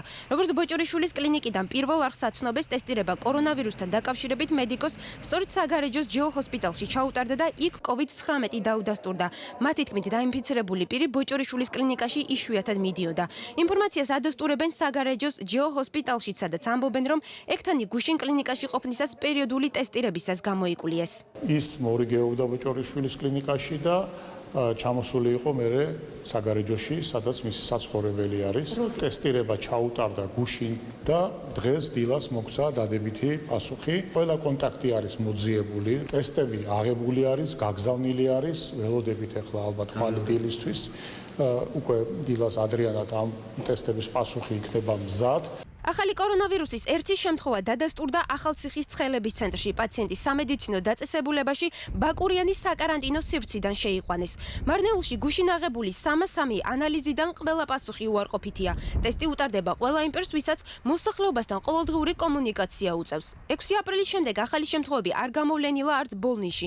შესაბამისად, მუნიციპალიტეტის წარმომადგენლები ეპიდემიოლოგებისგან რეკომენდაციებს ელიან თუ რამდენად შესაძლებელი იქნება ბოლნისის საკარანტინო ზონის გაუქმება. აჭარაში კორონავირუსის ახალი შემთხვევა უკვე მე-7 დღეა არ გამოვლენილა. აჭარის ჯანდაცვის სამინისტროს ინფორმაციით, ლაბორატორიებში შესული 280 ანალიზის პასუხი უარყოფითია. ბათუმის კლინიკა მედალფა დღესვე 2 გამოჯანმრთელებულმა პირმა დატოვა. აღნიშნულ სამედიცინო დაწესებულებაში ამ დროისთვის კორონავირუსით ინფიცირებული 15 პაციენტი მკურნალობს. აჭარის ჯანდაცვის მინისტრის მოადგილის განცხადებით, მიმდინარე კვირის განმავლობაში გამოჯანმრთელებულთა რაოდენობის მნიშვნელოვან ზრდას ელოდებიან. მედალფას მსგავსად 2 პაციენტი გაეწერა ამჯერად ქუთაისის ინფექციური საავადმყოფოდან. კიდევ ერთი გამოჯანმრთელებული პაციენტი კი კლინიკას ხვალდილით დატოვებს. პაციენტები ეგრეთ წოდებული წყალტუბოს კლასტერიდან არიან. კორონავირუსი დაუდასტურდა კლინიკაში გუშინ ანაკლის საკარანტინო ზონიდან შეყვანილ პაციენტს, რომელსაც მოგზაურობის ისტორია აქვს. ყავს ერთი ახალი პაციენტი, ეს არის ანაკლის საკარანტინო ზონიდან არის შემოყვანილი, შვახნის ქალბატონია, რომელსაც COVID დადებითის გარდა რაღაც პატარა თანხლები დაავადებებიც აქვს, სერიოზული ისეთი არაფერი, მოთავსდა სტაციონარში. უკანასკნელი ერთი კვირის განმავლობაში რეგიონში არ დაგუმატებია არც ერთი ლაბორატორიულად დადასტურებული შემთხვევა. ამ ეტაპზე კლინიკა მედალფაში რჩება 17 პაციენტი, 2 განკურნებული პირი დაგვემატა გუშინ და სულ აჭარაში დღეის მდგომარეობით 38 გამოჯანმრთელებული პირია, რომლებიც სარეაბილიტაციო პერიოდს გადიან საკარანტინო სივრცეში. ერთი პაციენტის პასუხი იყო დადებითი COVID ინფექციაზე, ხოლო დანარჩენის 10-ის უარყოფითი. მინდა აღვნიშნო, რომ ეს პაციენტი შემოყვანილი არის საკარანტინო ზონიდან, ის არ არის ჩვენი რეგიონის კვიდრი. დღეს დილით კიდევ დამატებით 6 ნიმუში არის გადაგზავნილი ლუგარის ლაბორატორიაში. პერიოდულად ფართოვდება იმ მიზნობრივი ჯგუფების სია, რომლებსაც PCR ტესტირებას უტარებენ. ამჯერად ანალიზები თბილისის ხანდაზმულთა პანსიონატის ბენეფიციარებსა და თანამშრომლებს აუღეს. ადგილზე ჯანდაცვის მინისტრი ეკატერინე ტიკარაძე მივიდა და პანსიონატის ბენეფიციარებს შეხვდა. ჯანდაცვის მინისტრმა თავშესაფრებში ტესტირების დაწყება გასულ კვირას დაანონსა. თბილისის გარდა პროცედურა უკვე ჩატარდა იმერეთსა და გურიაში, სადაც 62 პირი გაიტესტა. თავშესაფრების ტესტირება ერთ კვირაში დასრულდება. თბილისის მოხუცებულთა პანსიონატში დღესდღეობით ცხოვრობს 50-მდე ხანდაზმული და ასევე არის 50-მდე მედპერსონალი. მათი გატესტვა მოხდება PCR ტესტებით და ერთი კვირის მანძილზე საქართველოს მასშტაბით გაიტესტება ყველა ის პანსიონი, რომელიც წარმოადგენს რისკ ჯგუფს. ქვეყანა ამ დროისთვის ვირუსის შიდა გავრცელების მე-7 კვირაში იმყოფება, როგორც ჯანდაცვის სპეციალისტები აცხადებენ, სწორედ მე-7 და მერვე კვირა არის საყურადღებო. ამიტომ რეკომენდაციების ზედმიწევნით დაცვა კვლავ მათ უცვლელ მოწოდებად რჩება. მსოფლიო მასშტაბით ყველაზე მძიმე სურათი ახლა რუსეთშია, რომელიც დაავადების გავრცელების ეპიცენტრშია. ყოველდღიურად ქვეყანაში საშუალოდ 10,000-მდე ახალი შემთხვევა ვლინდება. ვითარების სტაბილიზაციის ნიშნები ჯერ ისევ არ ჩანს ამერიკის შეერთებულ შტატებშიც, რომელიც მსოფლიოში დაავადებულთა და დაღუპულთა რაოდენობით პირველ ადგილზეა. ცოტა ხნის წინ გავრცელდა ინფორმაცია, რომ COVID-19 დაუდასტურდა დონალდ ტრამპის პირად თანაშემწეს. ის არის საზღვაო ძალების ელიტური ქვედანაყოფის წევრი, რომელიც პრეზიდენტს თანაშემწეობას თეთრ სახლში უწევს. პრეზიდენტის ადმინისტრაცია ავრცელებს ინფორმაციას, რომ დონალდ ტრამპს ასევე ვიცე-პრეზიდენტს უკვე ჩაუტარეს COVID-19 ტესტი და პასუხები არის უარყოფითი. მძიმე ეპიდემიოლოგიური ვითარების მიუხედავად ამერიკის შეერთებულ შტატებში შეზღუდვების მოხსნა ეტაპობრივად მაინც დაიწყეს. მკაცრი საკარანტინო რეჟიმის შემდეგ ცხოვრების ძველ რეჟიმს უბრუნდებიან ევროპის ის ქვეყნებიც, სადაც ახალმა კორონავირუსმა 10,000-ობით ადამიანი იმსხვერპლა და უფრო მეტი დაინფიცირა. თუმცა პანდემიის მეორე ტალღის თავიდან ასაცილებლად შეზღუდვების მოხსნა რამდენიმე ეტაპად იგეგმება. საკარანტინო ზომების გაუქმებას ისევ არ ჩქარობს დიდი ბრიტანეთი, სადაც ყოველდღიურად დაღუპულთა რაოდენობა მაინც მზარდია. 11,000 ახალი დაინფიცირებული მხოლოდ ბოლო 24 საათში. საერთო ჯამში კი დარეგისტრირებული 177,000-ზე მეტი შემთხვევა. რუსეთმა ვირუსის გავრცელების კუთხით გერმანიასა და საფრანგეთს გადაასწრო და უკვე მე-5 ადგილს იკავებს. ყველაზე რთული მდგომარეობა დედაქალაქშია, რომლის მერიც სერგეი სობიანინი ამბობს, რომ რეალური ციფრი გაცილებით დიდია და მარტო მოსკოვში დაახლოებით 300,000 ადამიანია დაინფიცირებული. რთული ეპიდემიოლოგიური მდგომარეობის გამო დედაქალაქში შეზღუდვები 31 მაისამდე გახანგრძლივდა. გასული დღე-ღამის განმავლობაში ვირუსის რეკორდულად მაღალი მაჩვენებელი დაფიქსირდა ბრაზილიაში. 10,503 ახალი შემთხვევა. 24 საათში ქვეყანაში ვირუსით 615 ადამიანი დაიღუპა. ვირუსის გავრცელებიდან დღემდე ბრაზილიაში COVID-19-ის 125,000-ზე მეტი შემთხვევაა დაფიქსირებული. დაღუპულია 8,000 ადამიანი. ბოლო რამდენიმე დღის განმავლობაში პირველად შემთხვევათა რაოდენობა მოიმატა გერმანიაში, სადაც გასული დღე-ღამის განმავლობაში ვირუსი 1284 ადამიანს დაუდასტურდა. COVID-19-ით 123 ადამიანი დაიღუპა. ქვეყანაში ვირუსის გავრცელების პრევენციის მიზნით დაწესებული შეზღუდვები ეტაპობრივად მოიხსნა, თუმცა ნაწილი 5 ივნისამდე ძალაში რჩება. გერმანიაში ამბობენ, რომ თუ ვირუსის მეორე ტალღის თავიდან აცილება სურთ, განსაკუთრებული სიფრთხილე უნდა გამოიჩინონ. ზომების შემსუბუქება ასევე ნიშნავს რისკს, ასევე ცხადია, რომ ვირუსის აღმოფხვრა შეუძლებელია. მეცნიერები გვეუბნებიან, რომ ამ ვირუსთან ერთად მოგვიწევს ცხოვრება. სულ მცირე მანამდე, ვიდრე ვაქცინა არ გვექნება, მაგრამ არავინ იცის, როდის ან მოხდება თუ არა ეს საერთოდ. ახლა ჩვენზეა დამოკიდებული, გვექნება თუ არა მეორე ტალღა. ღია კაფეების გახსნისთვის ემზადებიან ესპანეთში, სადაც 11 მაისიდან კარანტინის შემსუბუქების 4-ფაზიანი გეგმის მეორე საფეხურზე გადადიან, რაც იმას ნიშნავს, რომ ღია კაფეებს საშუალებას მისცემენ მუშაობა გააგრძელონ, თუმცა მაგიდებს შორის 2 მეტრიანი დისტანციის დაცვით. ბევრი პრობლემა გვაქვს, უნდა ვუზრუნველყოთ თანამშრომლებისთვის ნიღბები, ოზონით ჩავატარეთ დეზინფექცია, ვაპირებთ მაგიდებზე QR კოდების დაყენებას, რომ მომხმარებელმა საკუთარ ტელეფონშივე ნახოს მენიუ. ორშაბათს თათბირი გვაქვს, სადაც თანამშრომლებს ახალ წესებს გავაცნობთ. აუცილებელია მაგიდებს შორის დაშორება, თუმცა მაინც ვთვლი, რომ ცოტათი ადრეა, ადამიანები ჯერ კიდევ კვდებიან ამ ვირუსით. ესპანეთში გასული დღე-ღამის განმავლობაში კორონავირუსით 213 პაციენტი გარდაიცვალა. ვირუსით დაღუპულთა რიცხვმა უკვე ქვეყანაში 26,000-ს გადააჭარბა. ორშაბათიდან COVID-19-ის პრევენციის მიზნით დაწესებული მკაცრი შეზღუდვები ეტაპობრივად მოიხსნება საფრანგეთშიც. ქვეყნის პრემიერ-მინისტრი ამბობს, რომ ეს პროცესი იქნება ნელი, რადგან საფრანგეთის ზოგიერთ რეგიონში COVID-19-ის გავრცელების კუთხით შედარებით ცუდი მდგომარეობაა. ასევე პრემიერის თქმით, თუ მოსახლეობა წესებს არ დაიცავს, მკაცრი შეზღუდვები კვლავ აღდგება. საფრანგეთში COVID-19-ით 174,000 ადამიანია დაინფიცირებული, დაღუპულია 25,000-ზე მეტი. 18 მაისიდან რელიგიური ცერემონიები აღდგება იტალიაში, თუმცა მკაცრი ზედამხედველობისა და წესების დაცვის ფონზე. 60 დღიანი კარანტინის შემდეგ მოსახლეობის ნაწილი ორშაბათიდან სამუშაო ადგილებსაც დაუბრუნდება. იტალიაში ვირუსის გავრცელებიდან დღემდე COVID-19-ით 214,000 ადამიანი დაინფიცირდა, დაღუპულია 29,000. შეზღუდვები კვლავ ძალაში რჩება დიდ ბრიტანეთშიც, რომელიც ლეტალური შემთხვევების რაოდენობით უკვე მეორე ადგილზეა. ქვეყანაში ვირუსით 30,000-ზე მეტი ადამიანია დაღუპული. პრემიერის ადმინისტრაციაში დღეს თქვეს, რომ შეზღუდვების შემსუბუქებაზე პრემიერი ორშაბათს ისაუბრებს, თუმცა საუბარია ზომების მხოლოდ მცირედით შემსუბუქებაზე. ისრაელში კი სავაჭრო ცენტრები და გარე ბაზრობები გაიხსნა. ასევე მოსახლეობას უფლება მისცეს ქვეყნის შიგნით იმოგზაურონ. ქვეყანაში სასწავლო პროცესი ნაწილობრივ 3 მაისს აღდგა. თვის ბოლოს კი ბავშვები სწავლის ჩვეულ რიტმს დაუბრუნდებიან. მიუხედავად ჩამოთვლილი შეზღუდვებისა, კვლავ ძალაში რჩება შეკრების შეზღუდვა. ვირუსის გავრცელებიდან დღემდე ქვეყანაში COVID-19-ის 16,000 შემთხვევაა დაფიქსირებული, დაღუპულია 228 ადამიანი.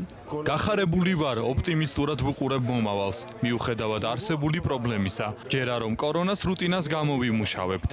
პერლ ჰარბორზე და 11 სექტემბერზე მასშტაბური თავდასხმა. ასე აფასებს ამერიკის შეერთებული შტატების პრეზიდენტი COVID-19-ის პანდემიას. ეს პერლ ჰარბორზე და 11 სექტემბრის ტერაქტზე უარესი თავდასხმა იყო. ასეთი რამ არასდროს მომხდარა და არც უნდა მომხდარიყო. ეს უნდა გაეჩერებინათ. ვირუსი უნდა გაეჩერებინათ ჩინეთში და ეს არ გააკეთეს. ამერიკის პრეზიდენტი ამბობს, რომ მოსახლეობა სამუშაო ადგილებს უნდა დაუბრუნდეს, თუმცა წესების დაცვით. საერთო ჯამში მარტის შუა რიცხვებიდან დღემდე ამერიკის შეერთებულ შტატებში უმუშევრობის განაცხადი 33 მილიონმა ადამიანმა შეავსო. თელ ქვეყანას სახლში ვერ დასვამ, ამას ჩვენი ქვეყანა ვერ აიტანს. არსებობს რამდენიმე ვარიანტი. შეიძლება ვირუსი დაბრუნდეს და უფრო სუსტი იყოს, ან ძლიერი, მაგრამ ჩვენ უკეთ ვიცით როგორ უნდა მოვიქცეთ, ჩვენ ვიცით როგორ უნდა გავუმკლავდეთ ხანძრის ალკეურკერებს. ამერიკის შეერთებულ შტატებში ვირუსის გავრცელებიდან დღემდე COVID-19-ით 1,228,000 ადამიანია დაინფიცირებული. დაღუპულთა რიცხვმა კი უკვე 74,000 გადააჭარბა. ირაკლი ფურცელაძის განცხადებით ყოველ წელს ინფექციურ საავადმყოფოსთან ხელშეკრულება იდებოდა 1 წლით და იჯარის ფარდ და სახელმწიფო ბიუჯეტი. იურიდიულად ხელშეკრულების დასრულება ითვალისწინებს, რომ კლინიკის თანამშრომლებმა უნდა დაცალონ ტერიტორია, თუმცა ეს არ ხდებოდა 2018 წლის ხელშეკრულების ამოწურვის პერიოდისთვისაც. მისივე თქმით, ავერს ჰქონდა აღებული პირობა, რომ ტერიტორია დაისლებოდა, თუმცა ეს არ მოხდა. შესაბამისად 2019 წელს ხელშეკრულება აღარ დაიდო, რადგან მსგავსი გარანტია ვერ მიიღეს. ფურცელაძის თქმით, გასული წლის ხელშეკრულების ბედი ისევ გაურკვეველია. ხელშეკრულებას სახელმწიფოებრივი ინტერესების გათვალისწინებით, მაღალი სოციალური პასუხისმგებლობის გათვალისწინებით რა თავერს აქვს, ჩვენ ხელშეკრულების გაფორმებას დავთანხმდით 2020 წლის ბოლომდე, რომ საავადმყოფოს ფუნქციონირება იყოს კანონიერი, თუმცა ინფორმაცია იმასთან დაკავშირებით, თუ 31 დეკემბრის შემდეგ სად გააგრძელებს ფუნქციონირებას, როგორ მოხდება ჩვენი დაკავებული ფართის დაცვა და ასე შემდეგ, სამწუხაროდ ჩვენ არ გვაქვს ეს ინფორმაცია.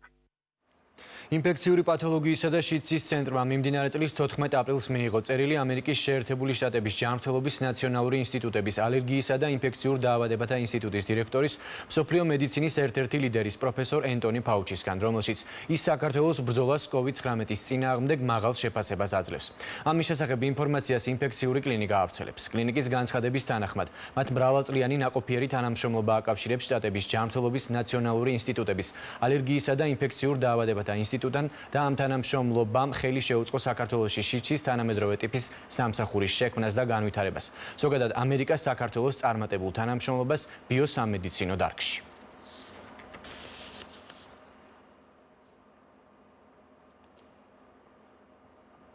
2020 წლის 7 მაისს ადამიანის უფლებათა ევროპულმა საქართველოს საიასა და ადამიანის უფლებათა სასამართლომ საიასა და ადამიანის უფლებათა ევროპული ცენტრის ერთობლივ საქმეზე მეგრელიშვილი საქართველოს წინააღმდეგ ევროპული კონვენციის მე-6 მუხლის საქმის სამართლიანი განხილვის უფლების დარღვევა დაადგინა. ინფორმაციას საქართველოს ახალგაზრდა იურისტთა ასოციაცია ავრცელებს. მათივე ცნობით გადაწყვეტილების თანახმად ჩხრეკის დროს მომჩივანს დაუსაბუთებლად არ მიეცა დამსწრეების მოწვევის უფლება და ეროვნულმა სასამართლოებმა სათანადოდ არ განიხილეს მისი არგუმენტი პოლიციელთა მხრიდან ნარკოტიკების ჩადებასთან დაკავშირებით. ინფორმაციის მიხედვით 4-ვე ჩხრეკა სასამართლოს განჩინების გარეშე გადაუდებელი აუცილებლობით ჩატარდა და მხოლოდ მოგვიანებით ცნო სასამართლომ ისინი კანონიერად. მათივე ცნობით მომჩივანმა ევროპულ სასამართლოს საჩივრით 2019 წლის 18 მაისს მიმართა. წარდგენილ საჩივარს ის სწორედ კონვენციის მე-6 მუხლის დარღვევის დადგენას ითხოვდა. ამგვარად ევროპულმა სასამართლომ აღნიშნა, რომ მომჩივნის მიმართ ძირითადი მტკიცებულების მოპოვების წესი აჩენს კითხვებს მათ სანდოობასთან დაკავშირებით. არასამთავრობო ორგანიზაციის ცნობით საია ევროსასამართლოში მსგავსი შინაარსის კიდევ რამდენიმე საქმეს აწარმოებს. საქართველოს განათლების მინისტრმა კორპორაცია Microsoft-ის მიერ ორგანიზებულ ვირტუალური განათლების ტრანსფორმაციის პირველ სამიტში მიიღო მონაწილეობა. მიხეილ შხენკელმა COVID-19 პანდემიის ფონზე საქართველოს განათლების სისტემის წინაშე არსებული გამოწვევები და მათი გადაჭრის გზები განათლების სექტორში მოღვაწე 300-ზე მეტ ლიდერს გააცნო. ეკონომიკური განვითარებისა და თანამშრომლობის საერთაშორისო ორგანიზაციის განათლების დირექტორატის ხელმძღვანელის განცხადებით, COVID-19 კრიზისის პირობებში განათლების სისტემის ადაპტაციისა და დისტანციური სწავლების წარმატებით დანერგვის თვალსაზრისით ლიდერი ქვეყნები საქართველო და ფინეთი არიან. საქართველოს მიერ დისტანციური სწავლების ხელშეწყობის მიზნით გატარებულ ღონისძიებებს მაღალ შეფასებას აძლევს კორპორაცია Microsoft-იც.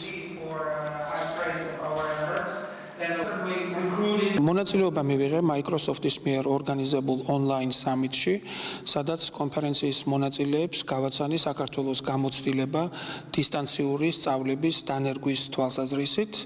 ჩვენ დეტალურად ვისაუბრეთ ონლაინ სწავლებაზე, ასევე ტელესკოლის უნიკალურ პროექტზე და ჩვენმა ღონისძიებებმა ძალიან მაღალი შეფასება დაიმსახურა როგორც Microsoft-ის მხრიდან, ასევე OECD-ის განათლების დირექტორატის ხელმძღვანელის მხრიდან, რომელმაც აღნიშნა, რომ საქართველო და ფინეთი არიან ლიდერი ქვეყნები დისტანციური სწავლების დანერგვის თვალსაზრისით. რუსეთი მზად არის უკრაინასთან და საქართველოსთან სრული მოცულობით საპარლამენტო დიალოგის აღსადგენად. ამის შესახებ რუსეთის ფედერაციული საბჭოს საერთაშორისო საქმეთა კომიტეტის თავმჯდომარემ კონსტანტინ კოსაჩევმა ტელეხიდის დროს განაცხადა, რომელშიც მონაწილეობას იღებდა ერთიანი საქართველოს დემოკრატიული მოძრაობის ლიდერი ნინო ბურჯანაძე.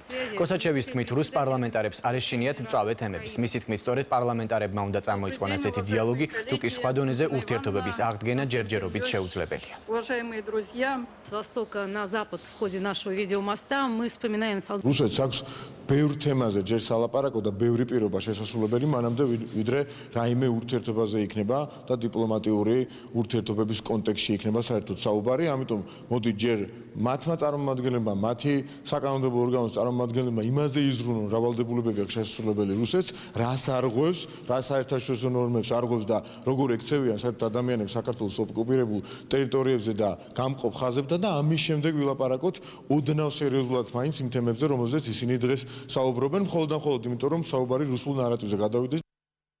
ოპოზიციის ერთმა ნაწილმა შესაძლოა საკონსტიტუციო ცვლილებებთან დაკავშირებულ კენჭისყრაში მონაწილეობა არ მიიღოს. მათი განცხადებით მიზეზი უმრავლესობის მხრიდან საკონსტიტუციო შეთანხმების დარღვევა. პარტია ევროპულ საქართველოში აცხადებენ, რომ მართველი გუნდი პოლიტიკური ნიშნით დაკავებულ პირებთან დაკავშირებულ პუნქტს არ ასრულებს. ნაციონალურ მოძრაობაში კი აცხადებენ, რომ ოპოზიციის მხარდაჭერის გარეშე ცვლილებები ვერ იქნება ლეგიტიმური. ბრალდებებს პასუხობენ მართველ გუნდში. დავით მათიკაშვილის განცხადებით, ქვეყანაში პოლიტიკური პატიმრები არ არსებობს. საკონსტიტუციო ცვლილებების გარეშე კი მომავალი საპარლამენტო არჩევნები არსებული მოდელით ჩატარდება. ჩვენს და ჩვენი უცხოელი პარტნიორებიც ამ შეთანხმებას გადვიხილავთ როგორც ერთ თლიანს, შეთანხმებას გადვიხილავთ როგორც ორი ელემენტისგან შემდგარს, პოლიტიკური დევნის შეწყვეტა და საარჩევნო პროპორციები და შეთანხმების შესრულება ნიშნავს ორივე ელემენტის შესრულებას. მხოლოდ ნახევრის შესრულებით შეთანხმება ვერ შესრულდება, ამიტომ ქართულ ოცნებას კიდევ ერთხელ მოუწოდებ, კარგად გაიაზროთ მათ მიერ აღებული პასუხისმგებლობა ჩვენი საზოგადოების და ჩვენი უცხოელი პარტნიორების წინაშე. საკონსტიტუციო ცვლილებების განხორციელებისათვის ძალიან მნიშვნელოვანი არის იმ პოლიტიკური სოციალური შეთანხმების მიღწევა, რომელიც ეხება პოლიტპატიმრებს და საერთაშორისო ჩართულობით იქნა მიღწეული. სხვა შემთხვევაში აზრი არ ექნება ამ საკონსტიტუციურების განხორციელებას და ზოგადად დადგება არჩევნების ლეგიტიმაციის საკითხი. ჩვენი მხრიდან აუცილებლად მოხდება ყველა ემსვლების რეგისტრაცია და შეთავაზება საზოგადოებისთვის, რომელიც არის შეთანხმებული. საბოლოო ჯამში საქართველოში, რა თქმა უნდა, პოლიტპატიმრები არ არსებობენ. ყველაფერი, რასაც ოპოზიცია ეხლა ასე ვთქვათ, ამ ხრიკებს ფიქრობს და იგონებს იმისთვის, რომ კონსტრუქციულ პროცესში არ ჩაებას და არ ჩაერთოს მართლ პარტიასთან ერთად, რადგანაც მან ზუსტად იცის, რომ 2020 წელს ის ნებისმიერი მოდელით აუცილებლად წააგებს ქართულ ოცნებასთან არჩევნებს. იმ შემთხვევაში, თუ ოპოზიციის უპასუხისმგებლო ქმედებების გამო არ მოხდება იმ შეთანხმებულ ვერსიაზე მხარდაჭერა საქართველოს პარლამენტში, რა თქმა უნდა, 2020 წლის არჩევნები ჩატარდება იმ მოდელით, რომელიც არის უკვე. ლიბერტი ბანკი გაეროს მოსახლეობის ფონდთან აქტიურ თანამშრომლობას იწყებს. მხარეებს შორის მემორანდუმი უკვე გაფორმდა, რაც ხანდაზმული მოსახლეობის ჯანსაღი და აქტიური ცხოვრების ხელშეწყობას, გენდერულ თანასწორობას და ქალთა გაძლიერების მიმართულებით აქტივობებს გულისხმობს. თანამშრომლობის ფარგლებში დაიწყება ხანდაზმული მოსახლეობის ინფორმირება COVID-19-ის პრევენციის მიზნით. კერძოდ, ბანკის ქსელის მეშვეობით გავრცელდება სპეციალურად 60 ზემო დასაკის მოსახლეობისთვის შედგენილი ბროშურები. ლიბერტი ბანკი მხარდაჭერას გაუწევს 60+ კლუბებს ჯანსაღი და აქტიური ცხოვრებისთვის. შემოღებული შეზღუდვების მოხსნის შემდეგ კლუბებში ხანდაზმული მოქალაქეებისთვის კონკრეტული ღონისძიებები განხორციელდება. ეს მემორანდუმი რამდენიმე მიმართულებით თანამშრომლობას ითვალისწინებს. პირველი გახლავთ COVID-19-ის პროგრამის ფარგლებში მოსახლეობის ინფორმირება. ფონდს დაარსებული აქვს 60+ კლუბები, სადაც მრავალ აქტივობას ეწევიან, მათ შორის ჯანსაღი ცხოვრების სტილის პროპაგანდა. მესამე მიმართულება იქნება ქალების მხარდაჭერა, ზოგადად ქალების მხარდაჭერა, მათ შორის ნებისმიერი მიმართულებით ბიზნესის კუთხით გვინდა რომ სამწარმოო აქტივობებში მათი როლი გაიზარდოს, მეტად იყო ჩართული. ხანდაზმულების ცხოვრების ხარისხის გაუმჯობესება, ჯანსაღი და აქტიური დაბერების ხელშეწყობა, ქალების და გოგონების გაძლიერება, გენდერული თანასწორობის ხელშეწყობა.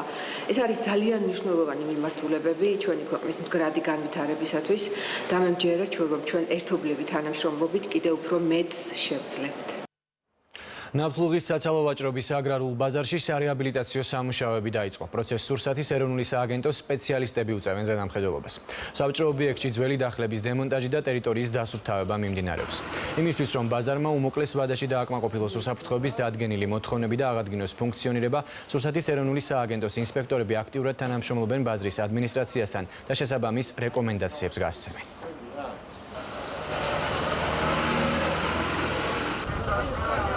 დღეიდან ნავთლუღის ტერიტორიაზე არსებულ აგრარულ ბაზარში მიმდინარეობს სარეაბილიტაციო სამუშაოები სურსათის ეროვნული სააგენტოს თანამშრომლების მიერ გაცემული რეკომენდაციების შესაბამისად. ჩვენთვის დახმარების ხელი არ გამოუწვდია არასოდეს არავის. გამოგვიწოდა სურსათის ეროვნულმა სააგენტომ თავიანთი ჯგუფი მთლიანად გვეხმარება.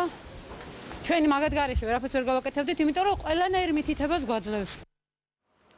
გუდაურში მომხდარი მკვლელობის საქმეზე ჯგუფური ძალადობის ფაქტზე 6 პირს ბრალი წარედგინა. მერაბ კობიაშვილს კი ბრალდება დაუზუსტდა. დაკავებულ 6 პირს ადვოკატი გიორგი ლეკიშვილი იცავს მისი ინფორმაციით 6-ივე თანამშრომლობს გამოძიებასთან. ისინი ადასტურებდნენ, რომ მონაწილეობდნენ კონფლიქტში, თუმცა სადავოს ხდიან წარდგენილ ბრალის კვალიფიკაციას. ადვოკატი აცხადებს, რომ განზრახველობისთვის დაკავებული მერაბ კობიაშვილი შეიარაღებული იყო და ადგილი ჰქონდა არაპროპორციული ძალის გამოყენებას.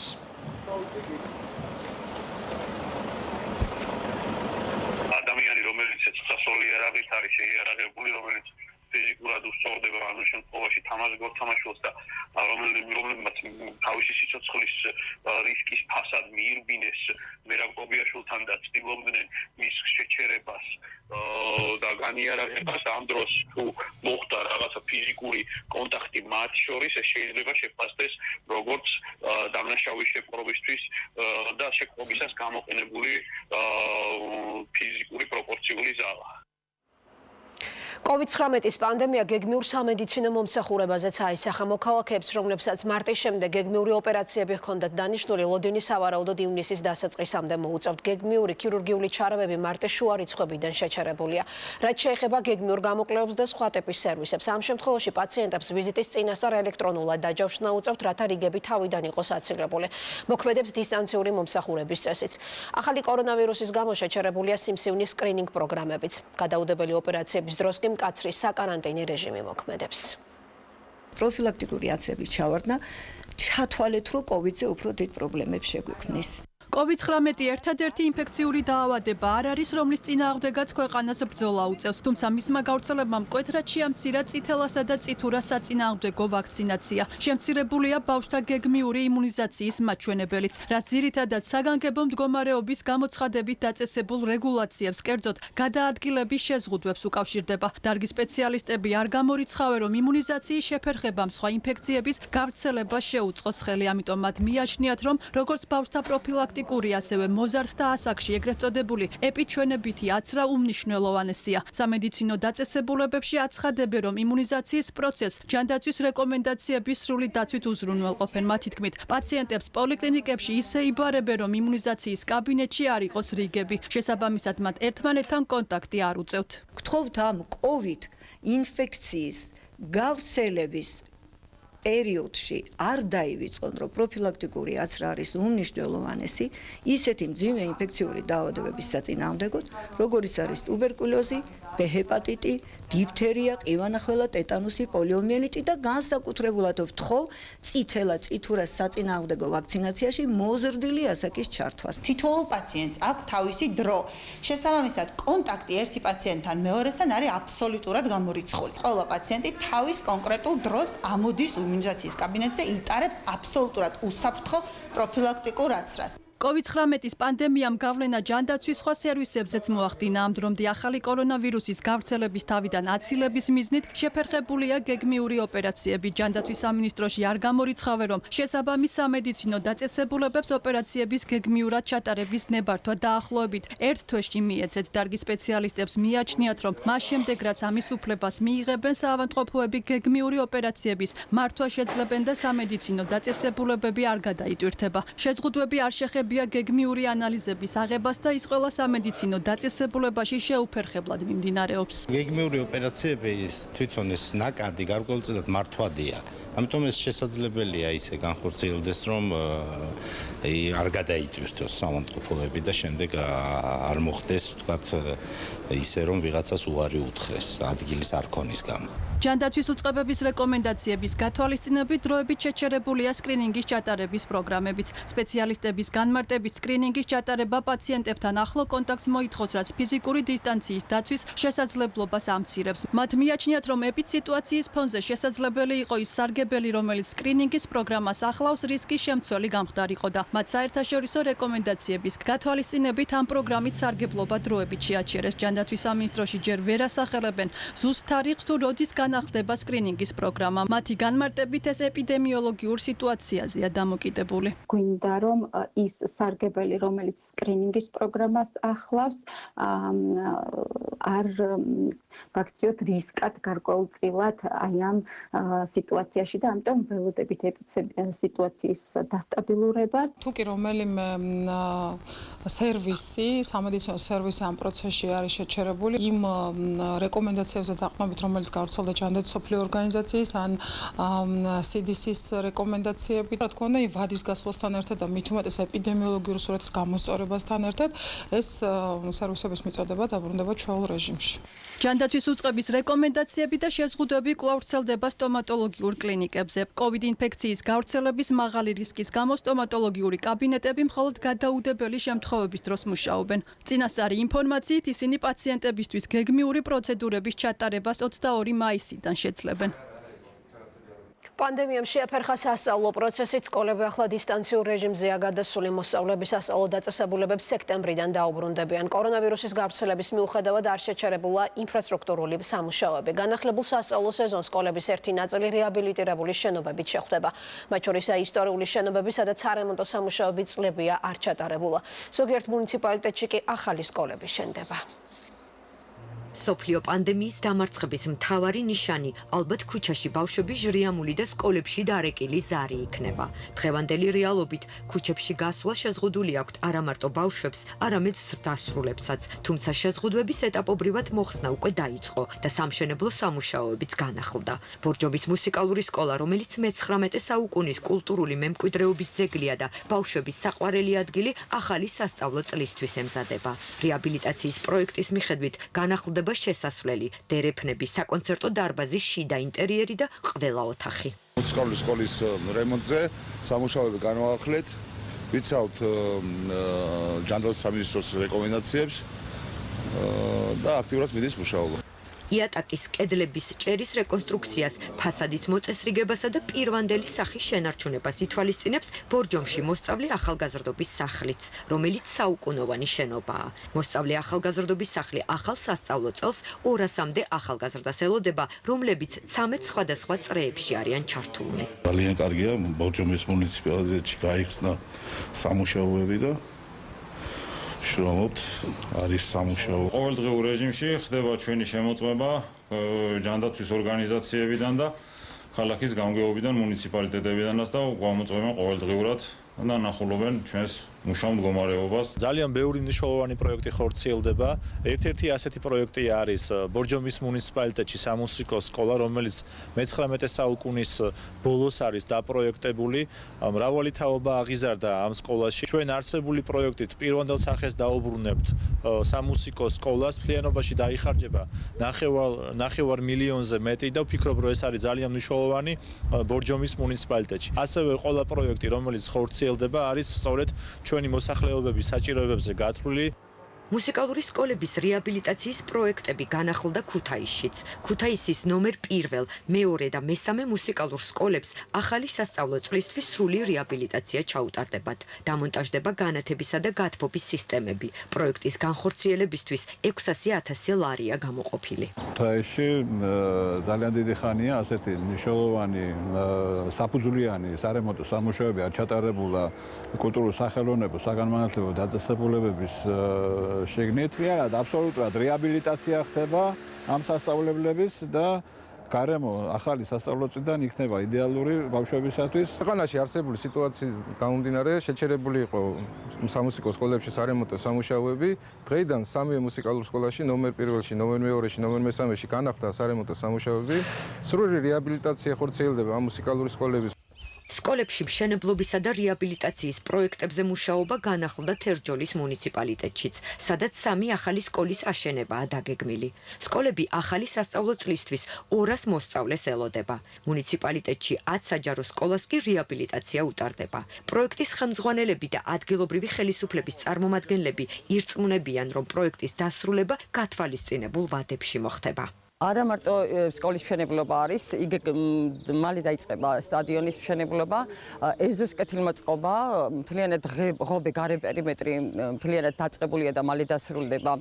ესეც თანამედროვე სტანდარტებით არის გათვალისწინებულია 12 საკლასო ოთახზე, ადმინისტრაცია სამასწავლებლო, ექიმის კაბინეტი, მანდატურის კაბინეტი, ლაბორატორიები, რაც თანამედროვე სტანდარტებს რაც ექვემდებარება, ყველაფერი გათვალისწინებულია ახალი სკოლის შენობაში და ჩვენი სოფლისთვის ეს არ ვიცი, ალბათ საუკუნოვანი პროექტია. იმერეთის რეგიონში ჩვენ აღვადგინეთ ინფრასტრუქტურული პროექტების მიმდინარეობა, მათ შორის სკოლების რეაბილიტაცია და ახალი სკოლის მშენებლობები. ძალიან მნიშვნელოვანია ის, რომ სწორედ ამ პერიოდში ყველა სფერომ აქტიურად განაახლოს და გააგრძელოს მუშაობა, ოღონდ გააგრძელოს აუცილებლად იმ რეკომენდაციებით, რა რეკომენდაციების შესრულებასაც ჩვენ გავაკონტროლებთ აუცილებლად მუშაობის ნებისმიერ ეტაპზე. მშენებელი კომპანიების წარმომადგენლების თქმით, სამშენებლო სამუშაოებს საგანგებო მდგომარეობისას დაწესებული რეკომენდაციების დაცვით ახორციელებენ.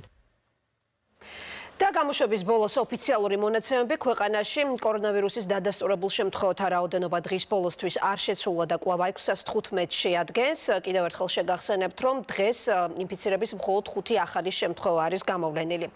გამოჯანმრთელებულთა რაოდენობა არის 275, გარდაცვლილია 9 ადამიანი. კარანტინის რეჟიმში იმყოფება 4948 მოქალაქე. სტაციონარში მეტყველყურეობის ქვეშ 491.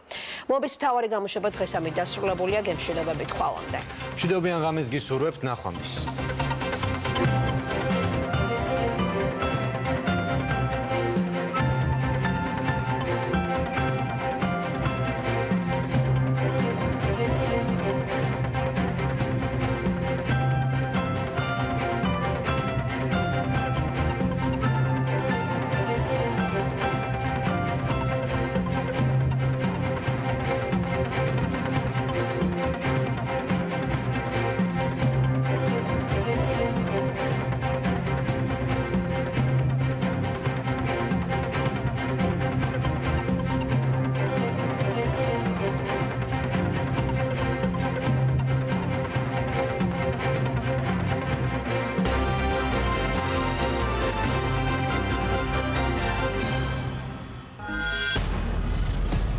თქვენ გაქვთ უფლება იცოდეთ სიმართლე.